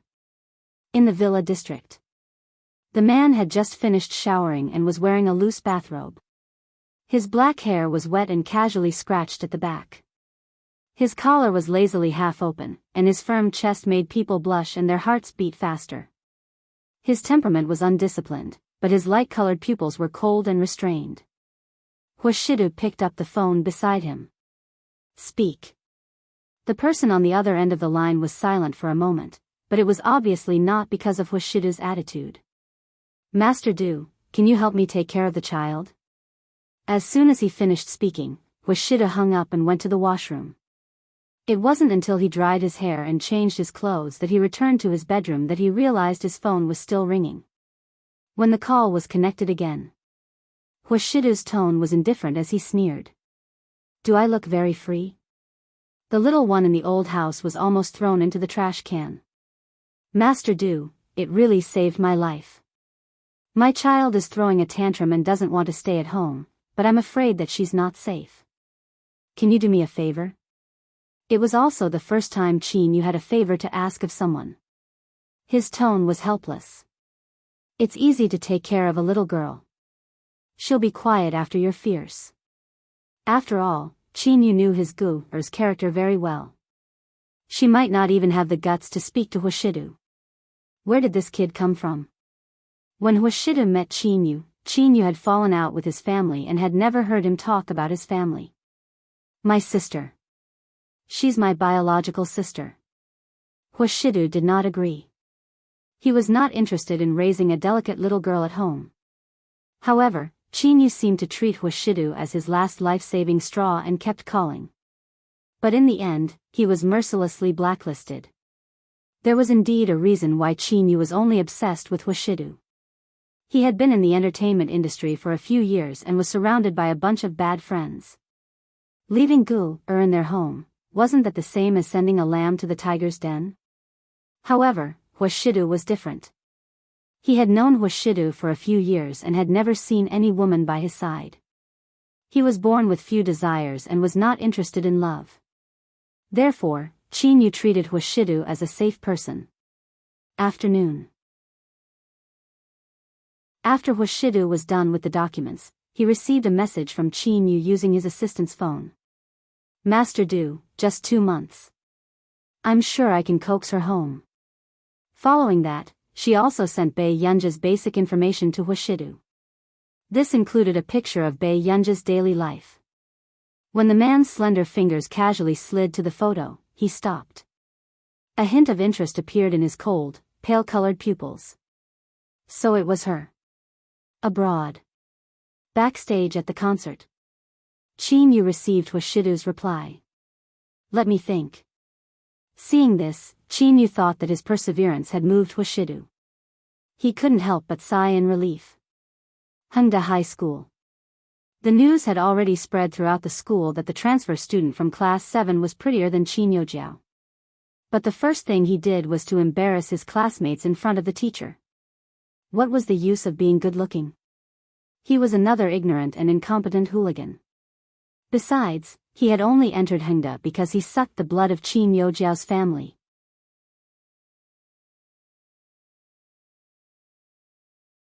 Chapter 26. These rumors also reached Qin Yojiao's ears.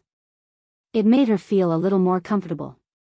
Even if Bei Yunja's personality changed drastically, it couldn't change the fact that she was mediocre and stupid. Yojiao, who exactly is Bei Yunj to the Qin family? She actually dared to kick my table today.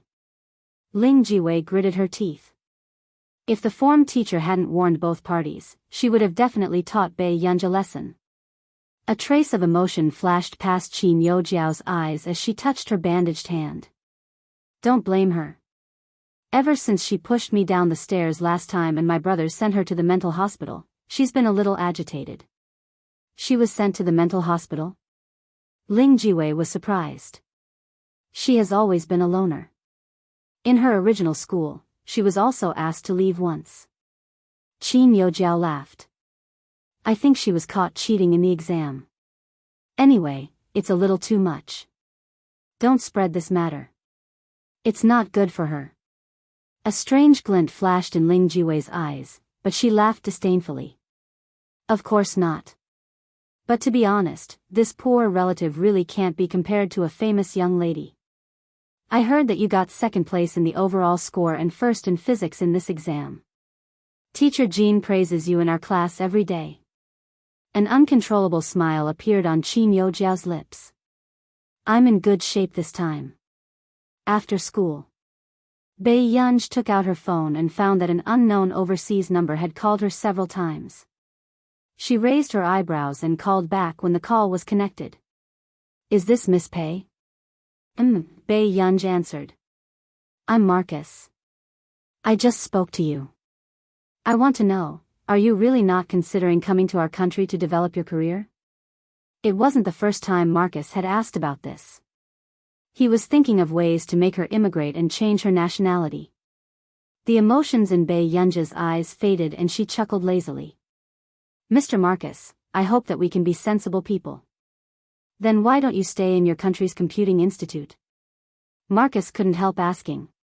He was too curious about this person. He basically knew all the people who were competing for the top in the field of computing technology, but she seemed to have appeared out of nowhere. Because the application deadline was this month, this person hacked into the official website of the Institute of Computational Technology and deliberately left a loophole. She seemed to be politely asking them to choose whether they wanted her or not. In reality, it was because she already knew that they would definitely let her stay. Because of her directional academic paper and data visualization. They don't want me.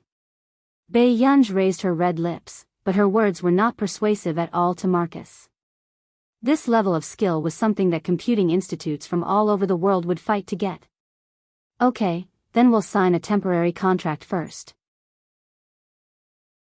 According to your request, we'll pay you 3 months' worth of remuneration first. If you wish to change your mind, our country will always welcome talents like you. Marcus said sincerely. In any circle, ability was the first priority. Thank you. Bei Yunj's brows relaxed, and the corners of her lips curled up. But he didn't expect to see Lu Yuanci behind him. I'll hang up first. Talk to you next time. Bei Yunj hung up the phone and heard Lu Yuanci ask. Who are you talking to? My part-time boss. After Bei Yunj finished speaking, Lu Yuanci realized that most girls of this age like to wear some accessories. For example, Qin Youjiao's watch cost hundreds of thousands. But Bei Yunj was clean from head to toe. Chapter 27. Lu Yuanci's eyes flashed. Wasn't she staying with the Qin family? With the Qin family's power, why would they let her work part-time? Lu Yuanci couldn't help feeling sympathetic. Don't delay your studies. However, the moment he said this, their eyes met and the atmosphere froze for a moment. There's nothing to learn. She laughed lazily and walked around him to leave. This ignorant and incompetent appearance made Lu Yuanci's eyelid twitch. She was at least a distant relative of the Qin family. Why was her personality so different from Qin Youjiao's? As the eldest young lady of the Qin family, Qin Youjiao was good at almost everything. Even her results were in the top 3 of the level and had never dropped out. She had high expectations for herself. The night gradually darkened. In the Qin family. Before Bei Yunj entered the hall, she heard the sound of the piano inside.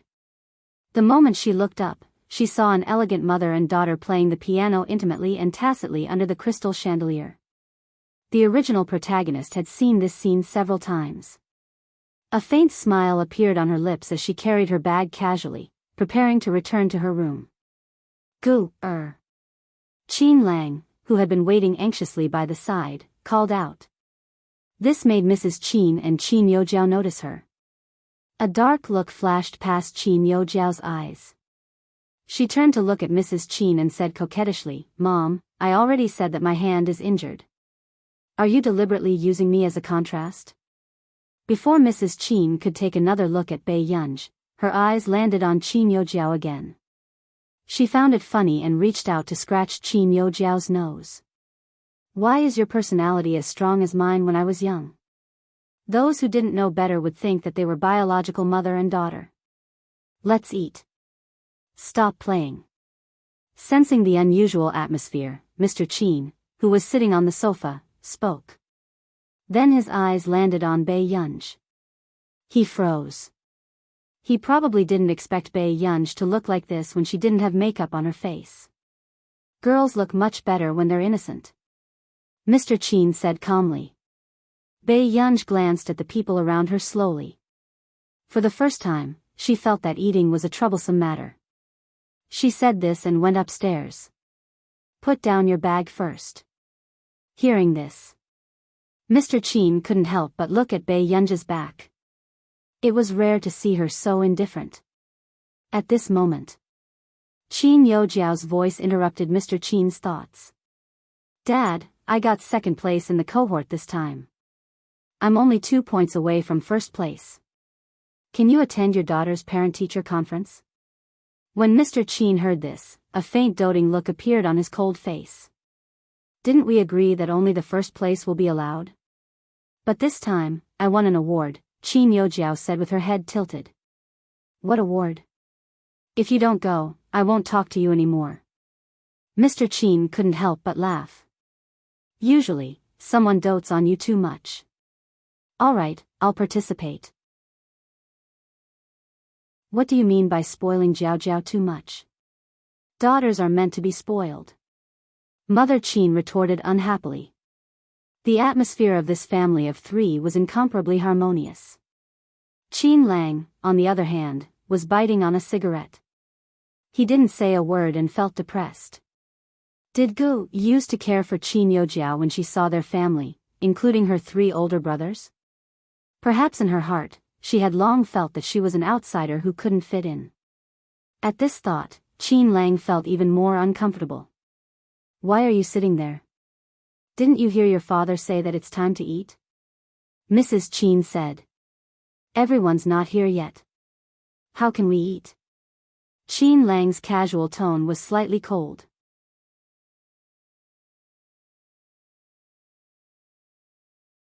Chapter 28. With that said, the atmosphere fell silent. Actually, Mr. and Mrs. Qin did feel guilty towards Bei Yunj, but they could not turn it into doting. Especially Mrs. Qin. At this moment, Qin Yojiao bit her lip and a trace of gloom flashed past her face. Third brother had never thought of Bei Yunj in the past. Why was he so concerned about Bei Yunj's existence now? When Bei Yunj went downstairs, she found that this family had not gone to eat and seemed to be waiting for her. You're here. Let's eat together. Mr. Qin spoke first. Bei Yunj hummed carelessly and sat down. Soon, Mr. Qin found a topic. Why didn't you come back with Jiao Jiao? I don't want to.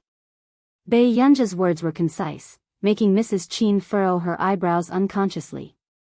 However, when she looked up and met Bei Yunj's eyes, she froze. She forgot to say anything. Bei Yunj's eyes and eyebrows were similar to hers. Even if the feeling she gave was completely different. Mrs. Qin looked away almost immediately, her hand trembling as she picked up the wine glass with an unnoticeable embarrassment.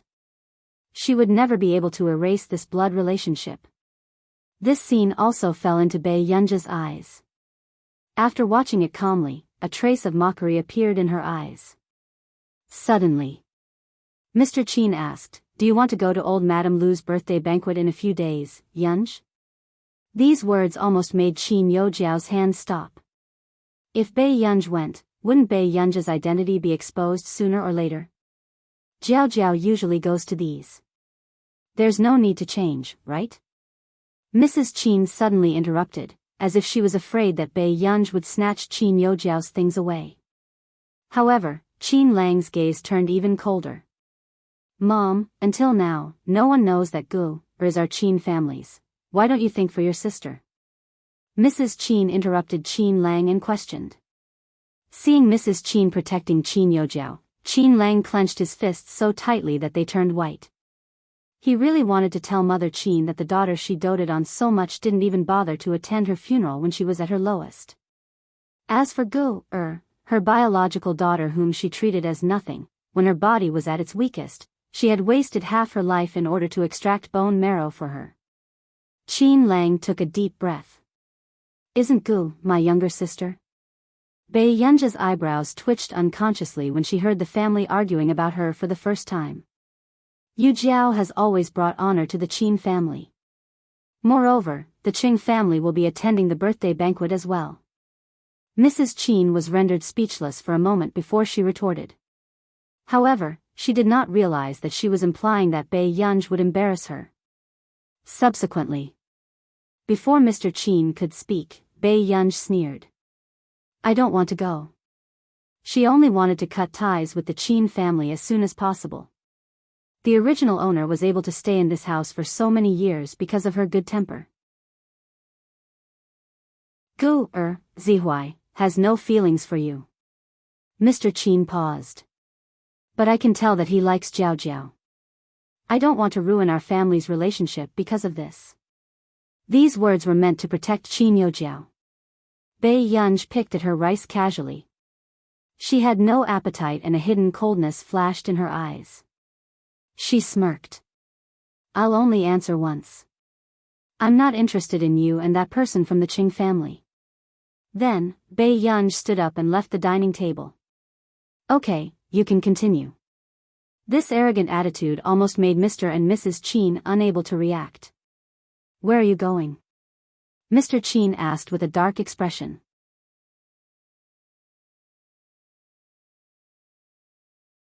Chapter 29. Let's go to a place to have fun. Bei Yunja's leisurely voice made Mr. Chin's expression darken quickly. Originally, Bei Yunj was only bad at her studies and had flaws in her personality, but it was not that serious. But she was not as unrestrained as she was now. She was simply stubborn. Bei Yunj, I don't expect you to be as sensible and smart as Yojiao, but can't you be obedient? Mr. Chin was furious. Qin Yojiao, who was beside him, saw this scene and the smile on her lips faded slightly. It was also her first time seeing Mr. Chin angry. At this moment, Bei Yunj had already walked far away. She did not know if she had heard Mr. Chin's last sentence. The child isn't raised by her side. She doesn't seem like a family member after all. Mrs. Chin scooped a bowl of soup and handed it to Qin Yojiao. When she was about to scoop a second bowl for Qin Lang, she saw Qin Lang put down his chopsticks and walk out. Mrs. Chin's expression changed. Qin Lang, where are you going? I'm looking for my sister. Qin Lang put on a baseball cap to cover his handsome face and said mockingly. These words made Mrs. Chin's expression change again. Qin Lang. Qin Lang ran into the darkness outside the door without looking back. It was only then that Mrs. Chin realized that Qin Yojiao had really changed when she said that Qin Lang had changed. In Muse Bar. The atmosphere in the private room was ambiguous as the guests laughed with their arms around the women's waists. Only a man with a lazy posture had his long legs crossed and his back leaning against the sofa loosely. He was holding a cigarette between his fingers. It was as if everything around him had nothing to do with him. At this moment, many women were secretly sizing up the man who made their hearts race not far away. However, because of his indifferent expression, they did not dare to go forward. Master Do you really not want someone to serve you? The CEO smiled with countless wrinkles on his face as he said flatteringly. With that said, a few women couldn't help but look over, wanting to be chosen. Take care of yourself. Huashidu's tone was cold. Instantly, the CEO's scalp turned numb and he did not dare to say anything. And because of this master, the people around did not dare to play too much. Huashida glanced at the watch on his wrist, planning to go back in half an hour. Today, if the old madam had not guarded his house for the entire day, he would not have sat here in the middle of the night. Suddenly, the door of the private room was pushed open. A drunk young man came in with a woman in his arms. Just now, I saw a very pretty girl outside. Do you want to come with me to take a look? The man looked all right, but the dark circles under his eyes were not shallow. At first glance, it was obvious that he had done too much. However, no one dared to say anything. She was afraid that the master beside her would find it too noisy. Then I'll go by myself. He smiled maliciously, pushed the woman in his arms away, and walked out. At this moment, Huashidu received a message from Qinyu. Master Du, are you still at Muse? My sister seems to have gone in, but my family can't find her. Can you check the surveillance cameras for me? Qinyu, who was overseas, had a dark expression and was burning with anxiety. He only wanted to return to the country as soon as possible. He really didn't expect to be so bold as to enter a bar. At this moment, after reading the message, the man stood up abruptly and walked out. Master Du, where are you going? At the bar counter. Bai Yunj ordered a cocktail with ease and sat by the bar counter to watch the performance. She rested her chin on one hand, her eyes lazy and bright. When she raised her eyebrows, she looked charming. Instantly, it attracted the attention of many people in the bar.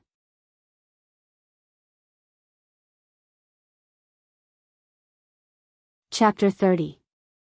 At the same time, Lu Yuanxi, who had just come to have fun with his friends, looked up and saw this scene with a cold expression.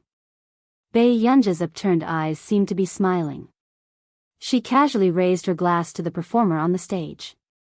She stared at her without moving her eyes and drank it bit by bit.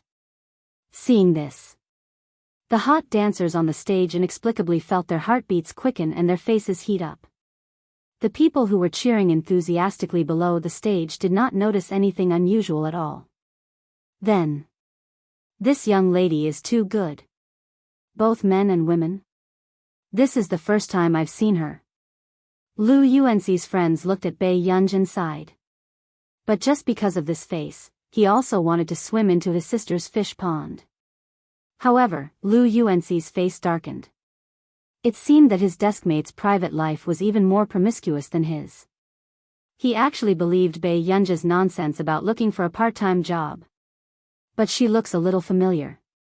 Brother Lu, do you think? Before his friend finished speaking, Lu Yuanxi turned around and left. Hey, Brother Lu. Why didn't you wait for me? At the bar. After the woman got off the stage, she walked to Bai Yunja's side and smiled sweetly. Miss, if you're alone, can I sit here? She looked at Bai Yunj with great interest.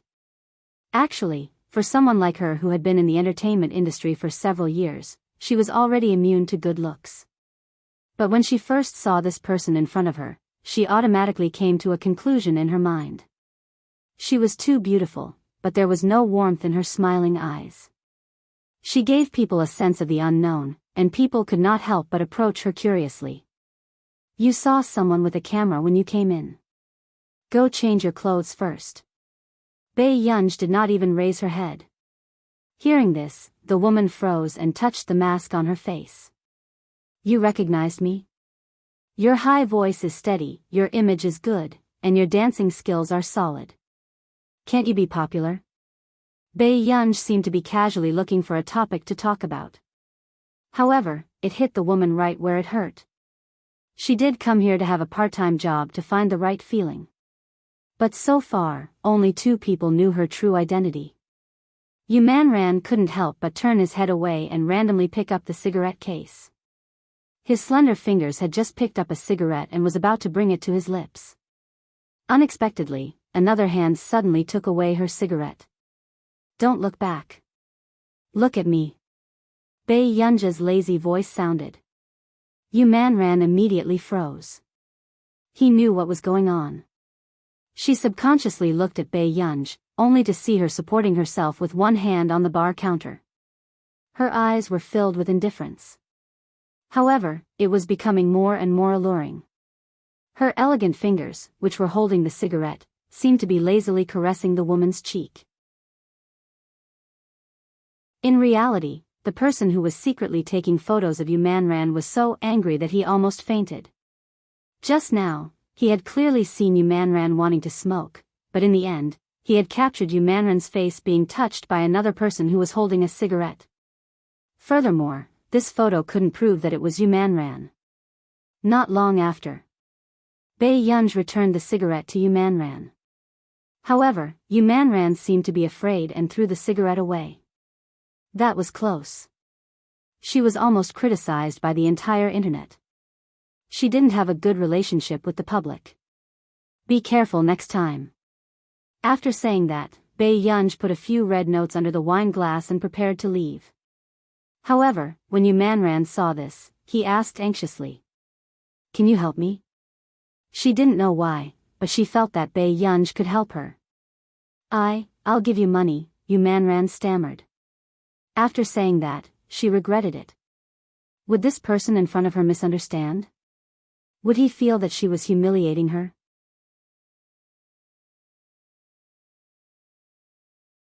Chapter 31. Who knew? The people who were about to leave stopped in their tracks. Bei Yunj looked at her and said, "Sure." Yu Manran, was she so honest? Not long after they finished chatting, Yu Manran left. Bei Yunj had just come out of the washroom when she saw 3 to 4 men leaning against the dark corridor not far away.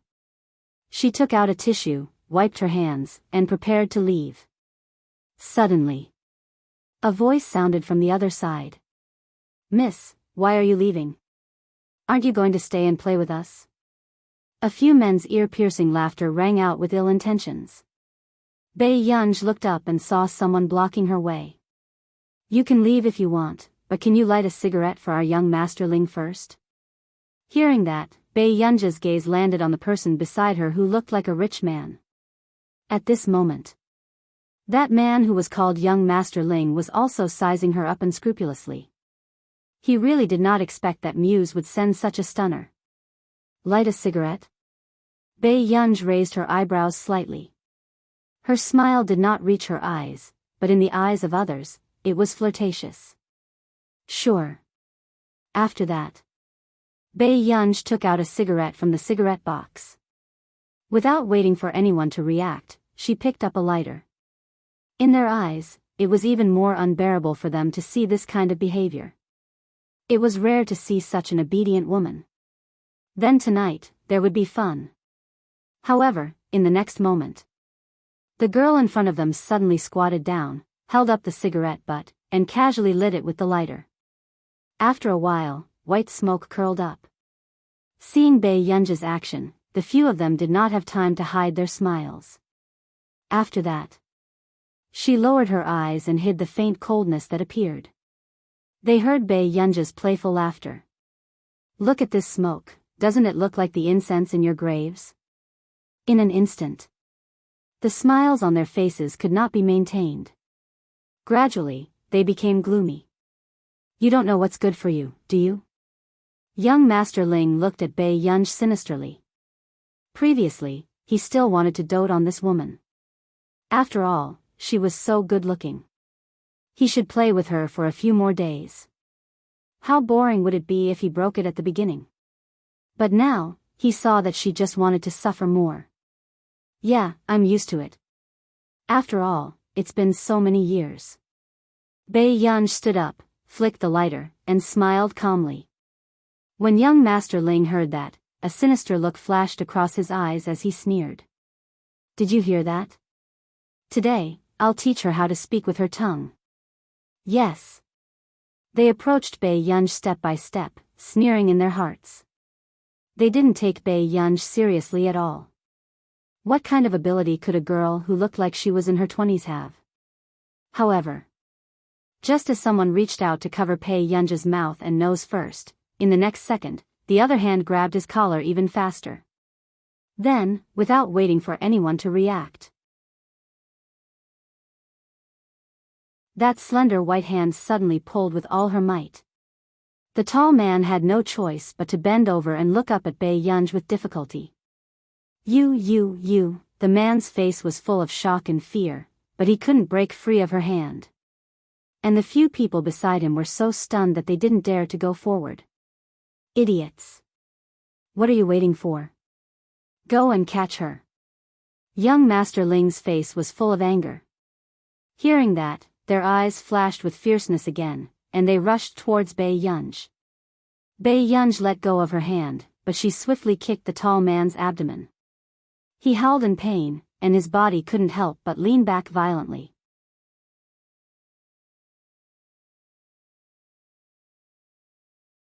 Chapter 32.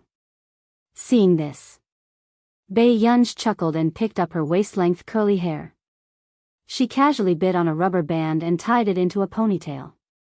Her beautiful eyes could not hide the arrogance. She's shouting just like that?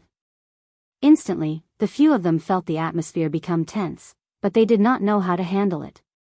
Usually, when they surrounded those girls, they had never failed. And they had never encountered such an extreme situation. Let me tell you, I'm the young master of the Ling family. If you dare to mess around, do you believe that I'll make it impossible for you to survive here? Young Master Ling's words were stern, but his heart was weak. Bai Yunj ignored him and walked straight towards them. A bunch of good-for-nothings. Hurry up and protect me. Young Master Ling widened his eyes and roared angrily. He usually brought them to eat and drink well, but in the end, they could not even win against a woman. At this moment, someone gritted his teeth and said, "Let's go together." Hearing this, one of them silently took out a small knife from behind his waist. His eyes were filled with coldness. Then, just as the crowd swarmed forward, a voice rang out. He rushed forward, raised the dagger, and slashed towards Bai Yunj's face. Originally, from this angle, it should be very difficult for the girl to react quickly. But who knew, Bai Yunj suddenly turned her head and grabbed his hand. In the next moment, the crisp sound of bones breaking made everyone's scalp go numb. Following that, there was a shrill scream. Bai Yunj caught the falling knife steadily and suddenly smiled. You guys are quite good at sending your heads to me. And when the others saw this scene, they found it difficult to breathe and felt cold all over. Help. The person in front of them was definitely a devil. Let me tell you, I know the boss of this bar too. If you dare to do anything to me, you definitely won't be able to walk out of this bar. Young Master Ling threatened fiercely, but his legs were already so weak that he could not stand straight. In reality, he was also afraid that this woman would want to kill him with no regard for her life. Was no one really coming to save him? His heart was in agony. At this moment, several bodyguards appeared at the entrance of the long corridor. Young Master Ling, Master Du asked you to return to the private room and wait there. Hearing that, young Master Ling turned around abruptly and stared at them blankly. Master. Master Du? Yes. The bodyguard nodded expressionlessly. In fact, Master Du's original words were that Ling Zhishuan couldn't leave the box before he found the person. Alright, I'll head back now. Even if he had to crawl, he would crawl back. Young Master Ling had just stood up when a dark glint flashed across his eyes.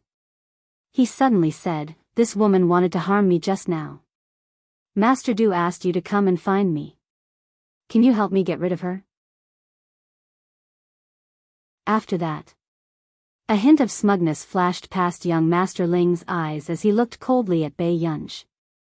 Sooner or later, he would get his revenge on this ungrateful woman. Hearing this, the bodyguard finally noticed Bai Yunj beside him. "Miss, you are?"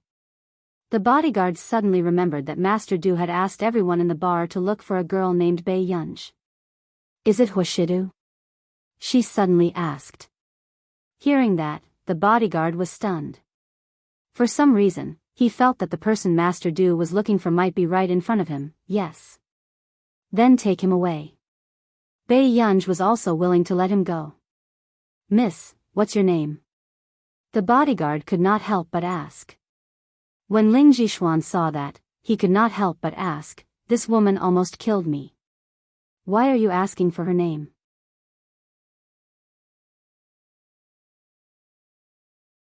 Chapter 33. Why are you asking this? Didn't I ask you to take her away? After Bai Yunj finished speaking, she calmly threw away the knife and prepared to leave. But she did not want to. Before she left the dark corridor, she saw the handsome and noble man in front of her. Their gazes met. Bei Yunj, she was still caught red-handed. Bei Yunj did not know why, but she felt that it was not good to meet this man in a bar. Huashida's eyes were dark and his emotions could not be distinguished. Master Du, Ling Jixuan was overjoyed, but before he could speak. After that, the man chuckled and walked towards the girl with his slender legs under his suit pants. His well-defined hand stretched out lazily from his trouser pocket. He tapped her forehead as a punishment. Who agreed to let you come here, little girl? When this scene fell into the eyes of the others, they were extremely shocked. Master Du knew this girl? Instantly, Ling Jixuan's underlings could not help but feel a chill run down their spines. What if Master Du found out that they were planning to do something to this girl? I'm 19. Bei Yunj subconsciously retorted. University? The man lowered his pale-colored eyes and asked unhurriedly. Until now, Bei Yunj had just digested the fact that she was a repeater. Huashida's gaze swept across Ling Jixuan and the others. After a while, Bei Yunj heard a voice above her head. It was low and magnetic, making her ears itch. Wait first, I have something to settle. In the private room. Ling Jixuan swallowed his saliva and knelt by the sofa with weak legs. He had long sobered up. He was waiting for that person to deal with him personally. He really did not expect that this woman would have anything to do with Master Du. Otherwise, he would not dare to do this. Not long after. The door of the private room was opened and a strong white light appeared in front of his eyes. Then he saw a slender and noble man in a shirt and suit pants walking towards him unhurriedly. Huashidu looked at Ling Jixuan, who was kneeling in front of him with a face full of fear. Master Du, I really didn't know that she was your woman. If I knew, I definitely wouldn't want to touch her. Ling Jixuan hurriedly raised his head to explain, only to see the tall and straight man in front of him raise his hand unhurriedly. He flicked the cigarette ash on his head.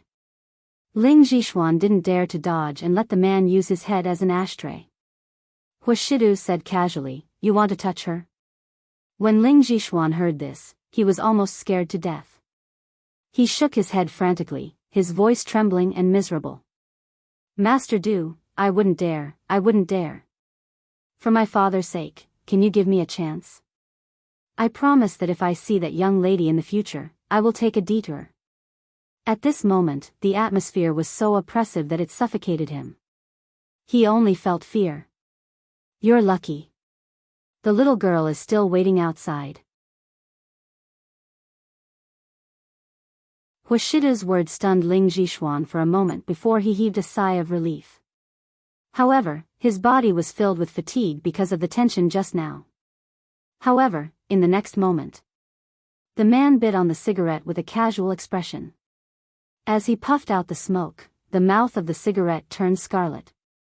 The smell was slightly cold and choking. Then, he held the cigarette loosely between his fingers and suddenly raised his hand to press the scarlet cigarette but on Ling Jixuan's shoulder. Instantly, the scalding temperature directly burned his skin. The smell of burnt flesh wafted out. Ah!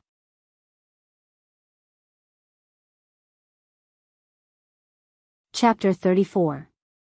Ling Jixuan was in extreme pain. He wanted to hide but did not dare to. Even though his entire body was trembling in pain, he had no choice but to endure it.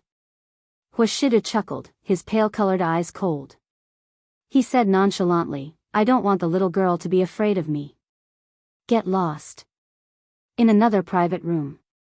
Bei Yunj looked at the fruits and milk on the table and could not help but doubt the authenticity of this bar. She walked to the door. Where's your Master Du? Bei Yunj planned to return the money from last time before leaving. Master Du should still be dealing with it. The bodyguard said respectfully, Miss, please wait a little longer. What's there to deal with at the bar? Bei Yunj raised her eyebrows. The bodyguard glanced at Bei Yunj and hesitated. In the end, he only said, Miss, what else do you want to eat? I'll bring it for you. No need, I'll wait a little longer. Bei Yunj had just finished speaking when she saw Huashidu walking over from not far away. "Brother, the things you gave me before." Before Bei Yunj could finish speaking, Huashidu interrupted her. "Little girl, I'll give you a suggestion." Bei Yunj reacted. "What suggestion?" Huashidu smiled and threw away the cigarette in his hand. "Come with me." It was raining at night. Bei Yunj sat in the car and narrowed her beautiful eyes. She could not help but think that something was wrong. She was indeed quite happy to leave with him. She did not have to face that annoying family. But this man did not seem like someone who liked trouble. "I'll stay for a few days and wait for the dormitory application to be approved. I won't cause you any trouble." Bei Yunj added, "I can pay the rent according to the market price." The handsome and noble man looked up and smiled faintly. "Do you think my house is a hotel?" "No." Before Bei Yunj could think of what to say, she heard him ask, "How long have you not slept?" Huashidu saw that her eyes were red like a rabbit. "I don't remember." Bei Yunj was used to it. In her previous life, she often had insomnia and many dreams. The doctor said that if her brain's capacity was too large, it would be easier to damage her foundation. If this continued, he wouldn't be able to live long. However, Bei Yunj felt that it was enough for her to live until she was 40 or 50 years old. "It's a bit congested, so I'll sleep on the way." Hearing him say this, Bei Yunj agreed casually, but she didn't think she could fall asleep. However, before she could close her eyes, she heard the man's deep voice. "Come here, Yin." It was probably the first time Bei Yunj had heard someone call her that. She was stunned for a moment. The man wasn't in a hurry either. He just curved his thin red lips and patted his straight and ascetic long legs under his black suit pants. "Big brother will give you a pillow." Bei Yunja's eyelids twitched, and she laughed again. "I don't think it's a good idea." "There's nothing bad about it, as long as you don't take advantage of me." The man's eyes were faint, but the corners of his eyes were tilted up. His face was not red and his heart was not beating fast. Seeing that Huashidu was staring straight at her, Bei Yunj sat down without any psychological burden and leaned against the man's firm long legs. However, Bei Yunj, who had only planned to pretend to be asleep, felt sleepy for the first time after smelling the faint and pleasant fragrance on Huashidu's body. Her beautiful red eyes slowly drooped down. Seeing this, a subtle smile flashed across the man's eyes. Then, he remembered and picked up his phone. He sent a message. "Found her. I brought her back first."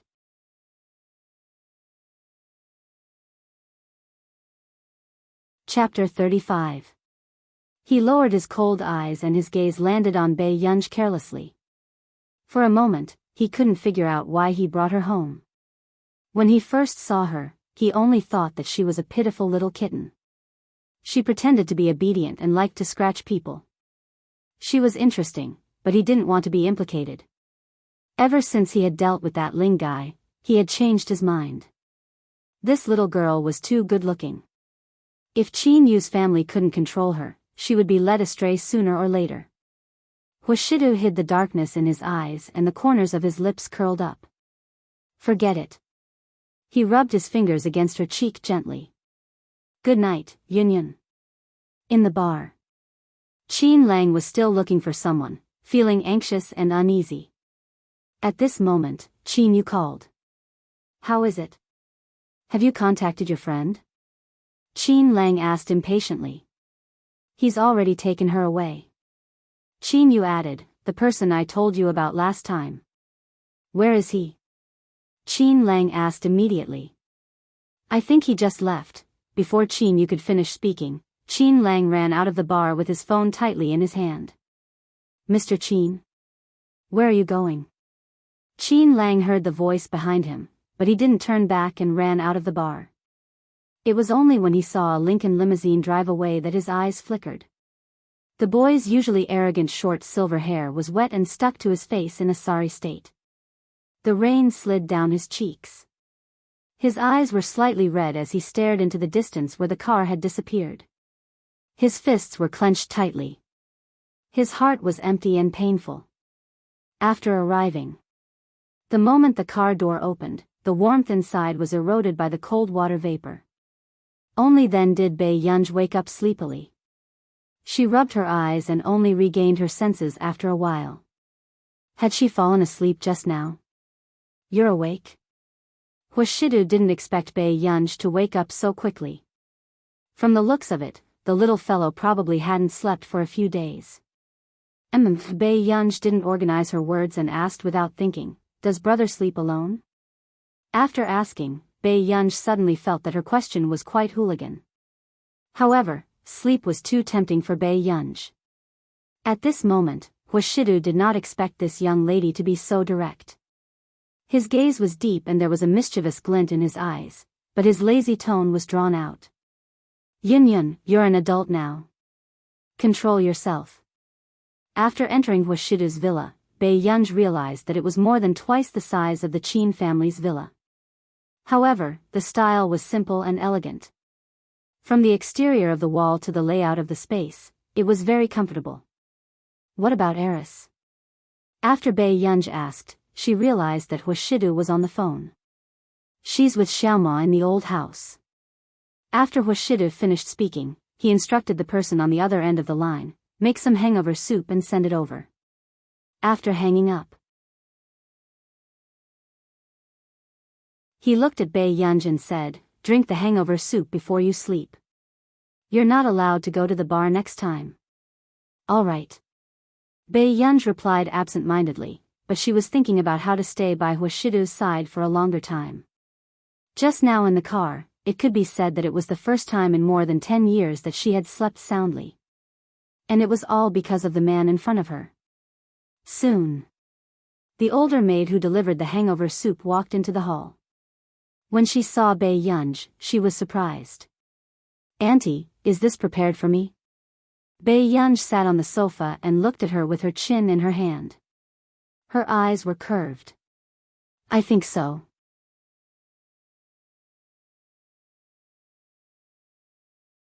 Chapter 36. "Thank you, Auntie." After Bae Yunj took it, she lowered her head and drank it. "Miss, just call me Auntie Meow."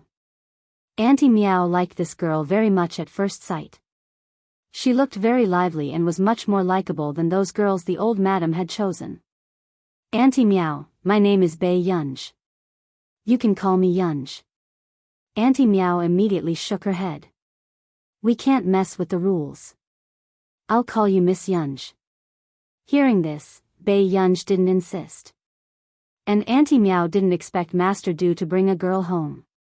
She secretly thought that she had to report this to the old madam quickly. The next day. Hungda, Year 2 Class 7. The teacher on the podium was furious. "Lu Unc, are you getting more and more unruly? You didn't wear your school uniform and didn't bring your homework?" Lu Unc didn't care. Instead, he looked out of the door and wondered why that person hadn't come yet. "Did you hear what I said? Is there a student who is more arrogant than you in this school?" With that said, a trace of impatience flashed past Lu Unc's eyes. He turned around and was about to speak. But he heard a voice at the door. "Reporting." For a moment, everyone's eyes were focused on the door. They saw a girl with black hair, red lips, and snow-white skin standing lazily in a school skirt. Her beautiful eyes made people's hearts itch. However, the teacher's attention had always been sharp. "A transfer student?" "Yes." The teacher took a deep breath. "Where's your bag?" Bae Yunj thought for a moment and said honestly, "I forgot to bring it." Everyone was speechless. The person in front didn't bring her homework and wasn't wearing her school uniform. This person didn't even bring her bag to school. Each one was wilder than the other. Bae Yunj's bag was in the Chin family. Indeed, she couldn't go to get it early in the morning, but she couldn't be bothered to explain so much. "Okay, I think your class 7 is really a backdoor class." The teacher was burning with anger.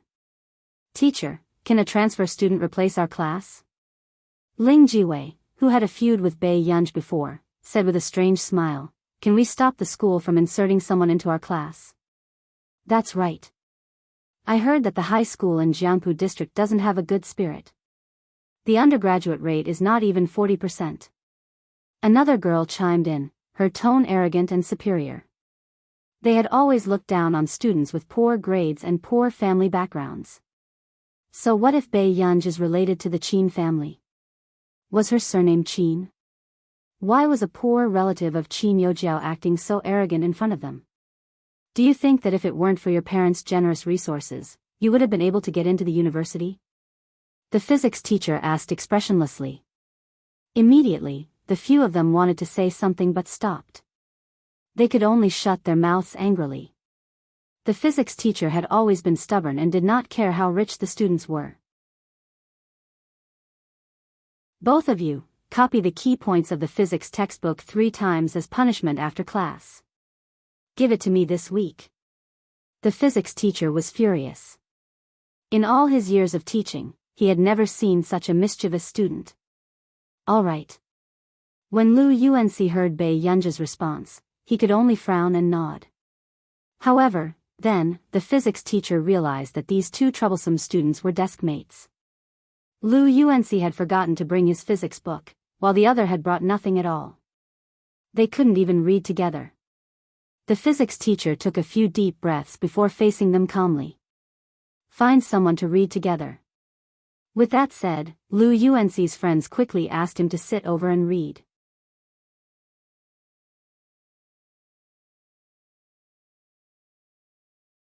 Chapter 37. Lu Yuanxi frowned. None of the girls in the class seemed to be on good terms with Bei Yunj. Just as he was about to pass the book to Bei Yunj, he heard her say carelessly, "Teacher, I'll just listen to you." Then, as soon as she said this, a chubby boy next to her spoke carefully. "Classmate Pei, do you want to read it with me?" Bei Yunj's eyes flashed and her gaze fell on him unhurriedly. Not long after, Bei Yunj sat beside him.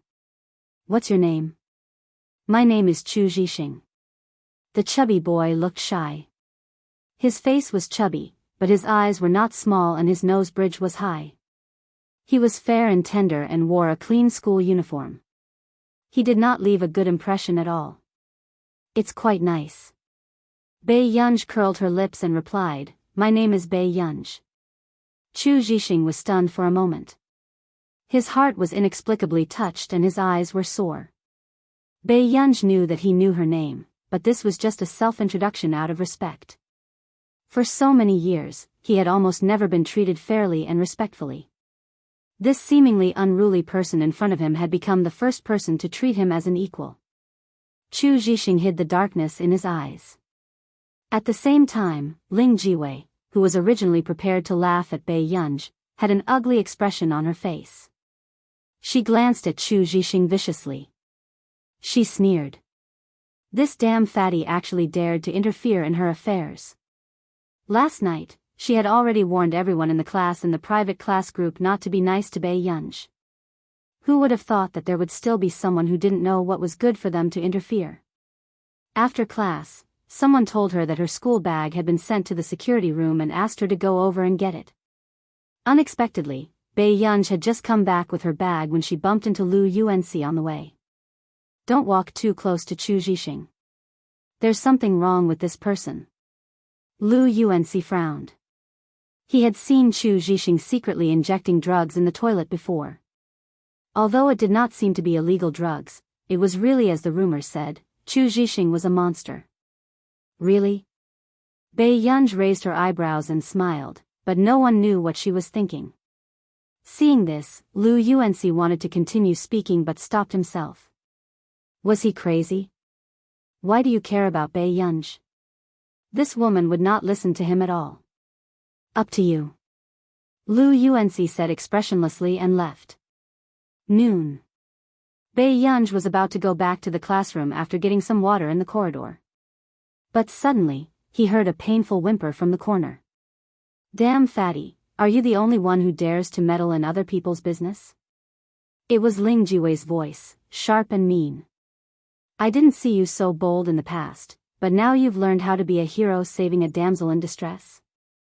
At this moment, Bei Yunj soon found out who might have been beaten up. She stopped in her tracks and quickly turned to the corner.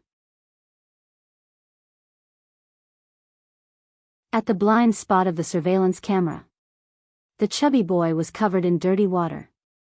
Other than Ling Jiwei and the other two girls, there were a few other boys beside him who were kicking Chu Zhixing with all their might. He looked thin and tall, like a gangster.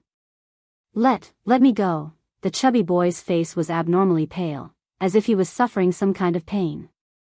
He frowned and broke out in a cold sweat. "Sure. Son, kneel down and admit your mistake, and I'll let you go." "How about that?" The skinny monkey-like boy deliberately mocked and humiliated him. He did not forget to add another kick to his foot. Chu Zhixing was in so much pain that his entire body trembled. "Look at this fat pig. He's trembling so much that his flesh is moving."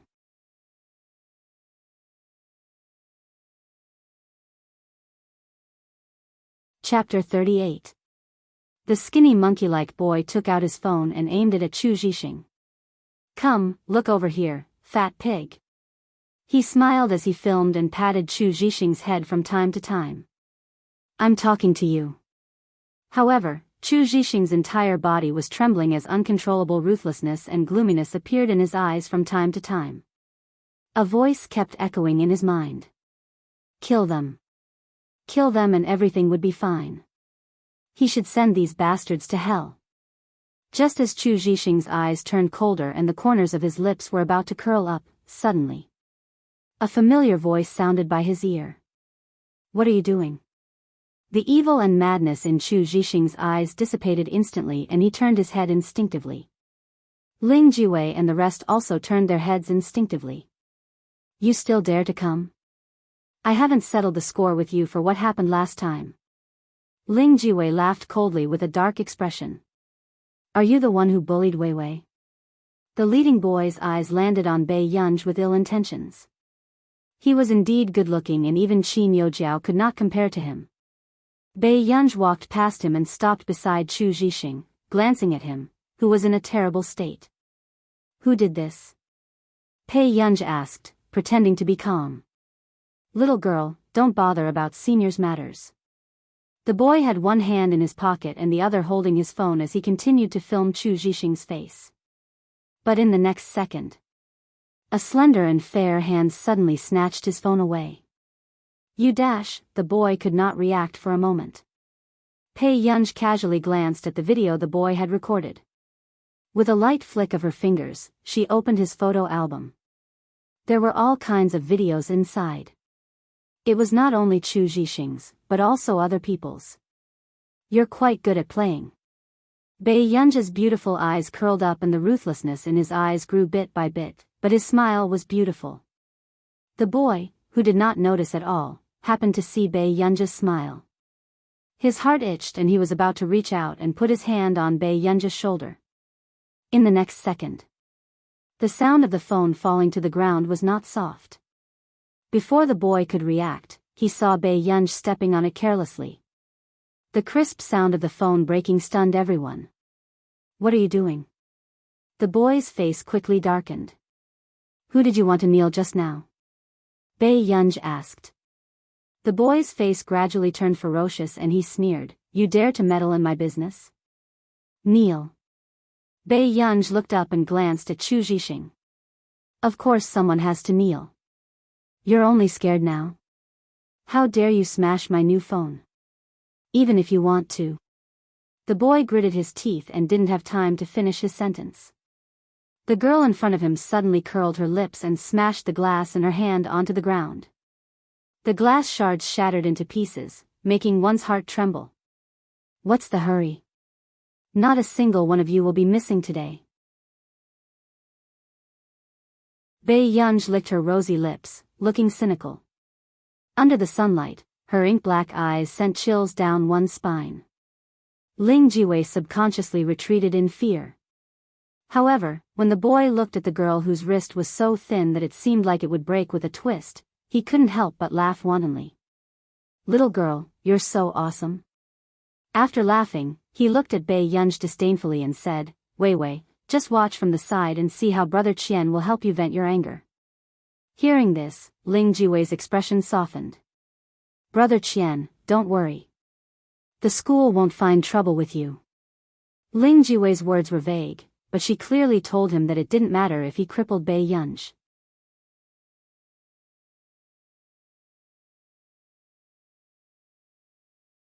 Chapter 39. Is that so? Then today, the things that can be filmed will be even more exciting. The boy stared at Bei Yunj gloomily, and his laughter made people uncomfortable. Chu Zhixing immediately panicked. He, a boy, felt humiliated to be filmed like this. Not to mention Bei Yunj, a girl. Student Pei, hurry up and leave. Chu Zhixing gritted his teeth and held his abdomen as he insisted. When the boy heard this, his face was full of violence. This fat pig really dared to interfere. I think you're really King courting death. The boy turned his head and raised his fist, punching Chu Zhixing's cheek. But then, just as Chu Zhixing subconsciously closed his eyes and waited for the pain to come, he didn't feel any movement for a long time. After a while, Chu Zhixing's eyelids moved and he narrowed his eyes tentatively. He saw Bei Yunj holding the boy's arm with one hand. Chu Zhixing wasn't the only one who was shocked by this scene. Even the boys and Ling Jiwei beside him had their smiles frozen on their faces. He borrowed my book. Are you going to hit him in front of me? A second ago, Bei Yunj was still smiling as if she was discussing with someone. The next second, she suddenly grabbed the back of the boy's collar. She dragged him into a blind spot as if she was dragging a bag of trash. The boy's face turned red as his collar tightened. He struggled desperately, but it was to no avail. The next moment, he was thrown against the wall, and his bones made muffled sounds. Brother Qian. A few of his underlings immediately wanted to go forward, but then they saw Bei Yunj punch Brother Qian in the face. Her movements were clean and neat, but her eyes were fierce and ruthless. Do you know what happens to trash? Bei Yunj asked lightly. However, the people around felt their hair stand on end. You need to be taught a lesson. The boy was in so much pain that his brain was spinning, but before he could finish speaking, Bei Yunj raised her knee and slammed it into the boy's abdomen. The boy bent down in pain, trembling as he clutched his stomach. Stand properly. Bei Yunj's tone was lazy. This was really the first time she had encountered someone who made people stand still and take a beating. The boy was obviously afraid of this ruthless person. He endured the pain and slowly straightened his back. Classmate Pei, please take your classmate away. I promise I won't look for him again. Sorry for the trouble, wait for him to find a few more people outside the school. Do you have to kill this woman? Student Pei, forget it. Chu Zhixing couldn't help but say. He hated these people, but they were not worth Bei Yunj's punishment. Before the boy could heave a sigh of relief, he saw Bei Yunj's red lips curl up and her slender, fair hand gently patting his face. Kneel on your own, or do you need me to help you? When the boy heard this, his face turned pale. Bei Yunj, aren't you afraid of being kicked out of Hengda for doing this? Ling Jiwei's voice was anxious and sharp, and it even trembled a little. She really did not expect Bei Yunj to treat them this way. Don't worry, you're next. Bei Yunj glanced at her slowly and said in a cold voice. Ling Jiwei's heart suddenly turned cold. The next moment, Bei Yunj grabbed the boy's collar and said, You don't want to choose? I've already chosen for you. As soon as she finished speaking, Bei Yunj suddenly let go of the boy and kicked him in the back. The boy screamed and threw himself at the glass shards on the ground. There were not many shards, but there was still a piece that pierced the flesh of his thigh. Blood dyed the ground red. The boy's face was full of pain and he screamed again. My leg, my leg. Ling Jiwei's pupils shrank when she saw this scene.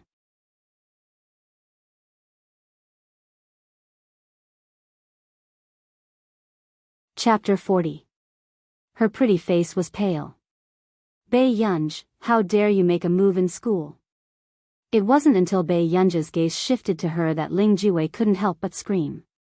My father is the vice president of a listed company. Bei Yunj, you can't touch me. At this moment, Bei Yunj had just raised her eyes, but before she could turn her head, she heard a weak hiss of pain beside her.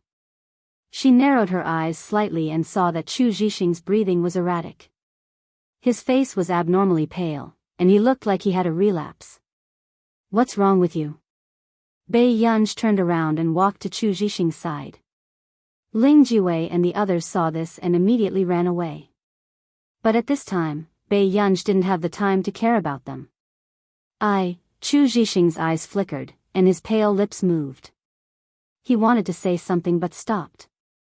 He didn't want Bei Yunj to think that he was a monster. Do you need medicine? An injection? Hearing this, Chu Zhixing's entire body stiffened. In fact, Bei Yunj had noticed at first glance that there were several needle holes on the inside of Chu Zhixing's elbow. I'll take you to the infirmary first. No. Chu Zhixing's voice was hoarse. He lowered his head and didn't dare to look at Bei Yunji's eyes.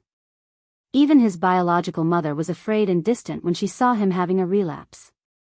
He gritted his teeth and endured it, but his eyes were bloodshot. His voice was so suppressed that it trembled. I'll be fine after resting for a while. Suddenly, Bei Yunji's faint voice sounded. You don't want me to kick you a few times to wake you up, do you? Chu Zhixing, if you're sick, then treat it. Do you understand? Who doesn't have illnesses and pains? Chu Zhixing paused and subconsciously raised his head to look at Bei Yunj. The girl in front of him only had her usual laziness and a little impatience on her face. She didn't have the fear and disgust that he saw in the eyes of others. She didn't treat him as a monster. Her impatience was real. She had originally scheduled a conference call with the people from the Computing Institute. Now, she had stood them up. You have such a good temper, Chu Zhixing lowered his head and muttered. Bei Yunji's eyelids twitched. Can you get up? I can. Chu Zhixing nodded his head like he was pounding garlic. He tried his best to get up, but he almost fell. It was Bei Yunj who helped her up. Bei Yunj pondered in silence.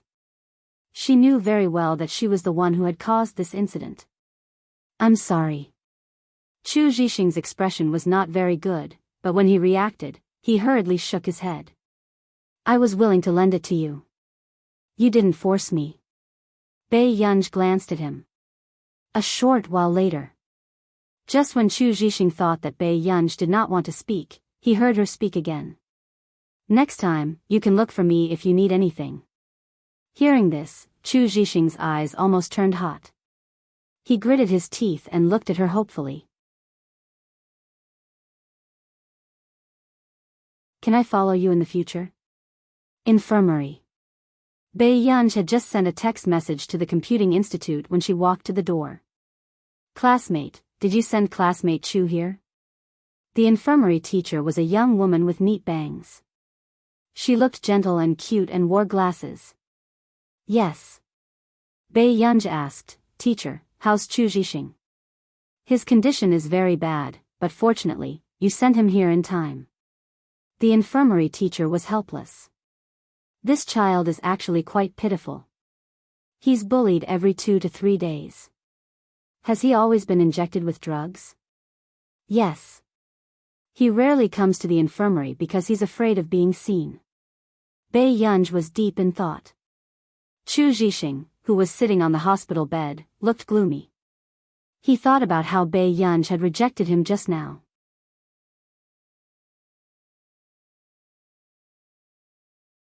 Chapter 41. Was it because he was too weak that classmate Pei didn't want to get close to him? Are you hungry? Bei Yunj's voice sounded. Chu Zhixing looked up and saw Bei Yunj biting on a lollipop as she placed the snacks in the plastic bag in front of him. Thank you. Chu Zhixing was flattered. Bei Yunj's quiet eyes were lowered as if she was thinking about something. Chu Zhixing didn't dare to make a sound for a moment. Then she asked, Do you want me to protect you? No. I can become stronger, and I can also protect classmate Pei. Chu Zhixing became less and less confident as he spoke. Bei Yunji's eyes darkened when she heard this. The corners of her lips slowly curled up, and she suddenly asked with interest. Do you know how to fight? Chu Zhixing's body stiffened, and he slowly lowered his head. Then how do you want to protect me? Bei Yunji smiled slowly. This wasn't the first time she heard someone say that he could protect her. However, she still felt a sense of anticipation that she hadn't felt in a long time. Back in the classroom. The class monitor asked Bei Yunji for her WeChat and invited her to join the class group. Only then did she remember this matter.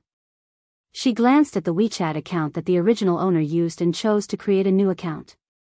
After joining the group chat, Bei Yunji didn't pay much attention to it. Instead, she entered a phone number. A user with the nickname Du appeared. Seeing this, Bei Yunji's lips curled up a little and she exited the friend request. Her slender index finger tapped on the button to change the nickname. After thinking for a moment, she lazily entered a new name. Not long after. Hua Group. The phone on the desk suddenly vibrated. Hua Shidu picked up the phone without looking up. After opening the message, he opened his thin eyelids. His gaze fell lightly on the screen. Brother's little nightingale has requested to add you as a friend. After a while. Huashida's eyes were so dark that it was hard to tell. He lowered his voice and laughed. Child, you're lawless. In the afternoon. As expected, Bei Yunji was called to the office again. She pushed the door open and entered. She saw a mature and steady middle-aged man sitting on the sofa, chatting with the principal. Principal, are you looking for me? When Bei Yunji smiled, her eyes were especially clear. It was hard to imagine that she was a student who would hurt others. Did you injure Qian Qingjun? The principal asked with a solemn expression. Back then, the Qin family had donated a building to Hengda in order to get this student in. However, when he heard the gossip later, he realized that she was not an illegitimate daughter of the Qin family or a child of some relationship. She was just a poor relative who wanted to rely on the Qin family and insisted that the Qin family transfer her to another school. Yes. Bei Yunji replied. What do your parents do? The middle-aged man in a suit asked.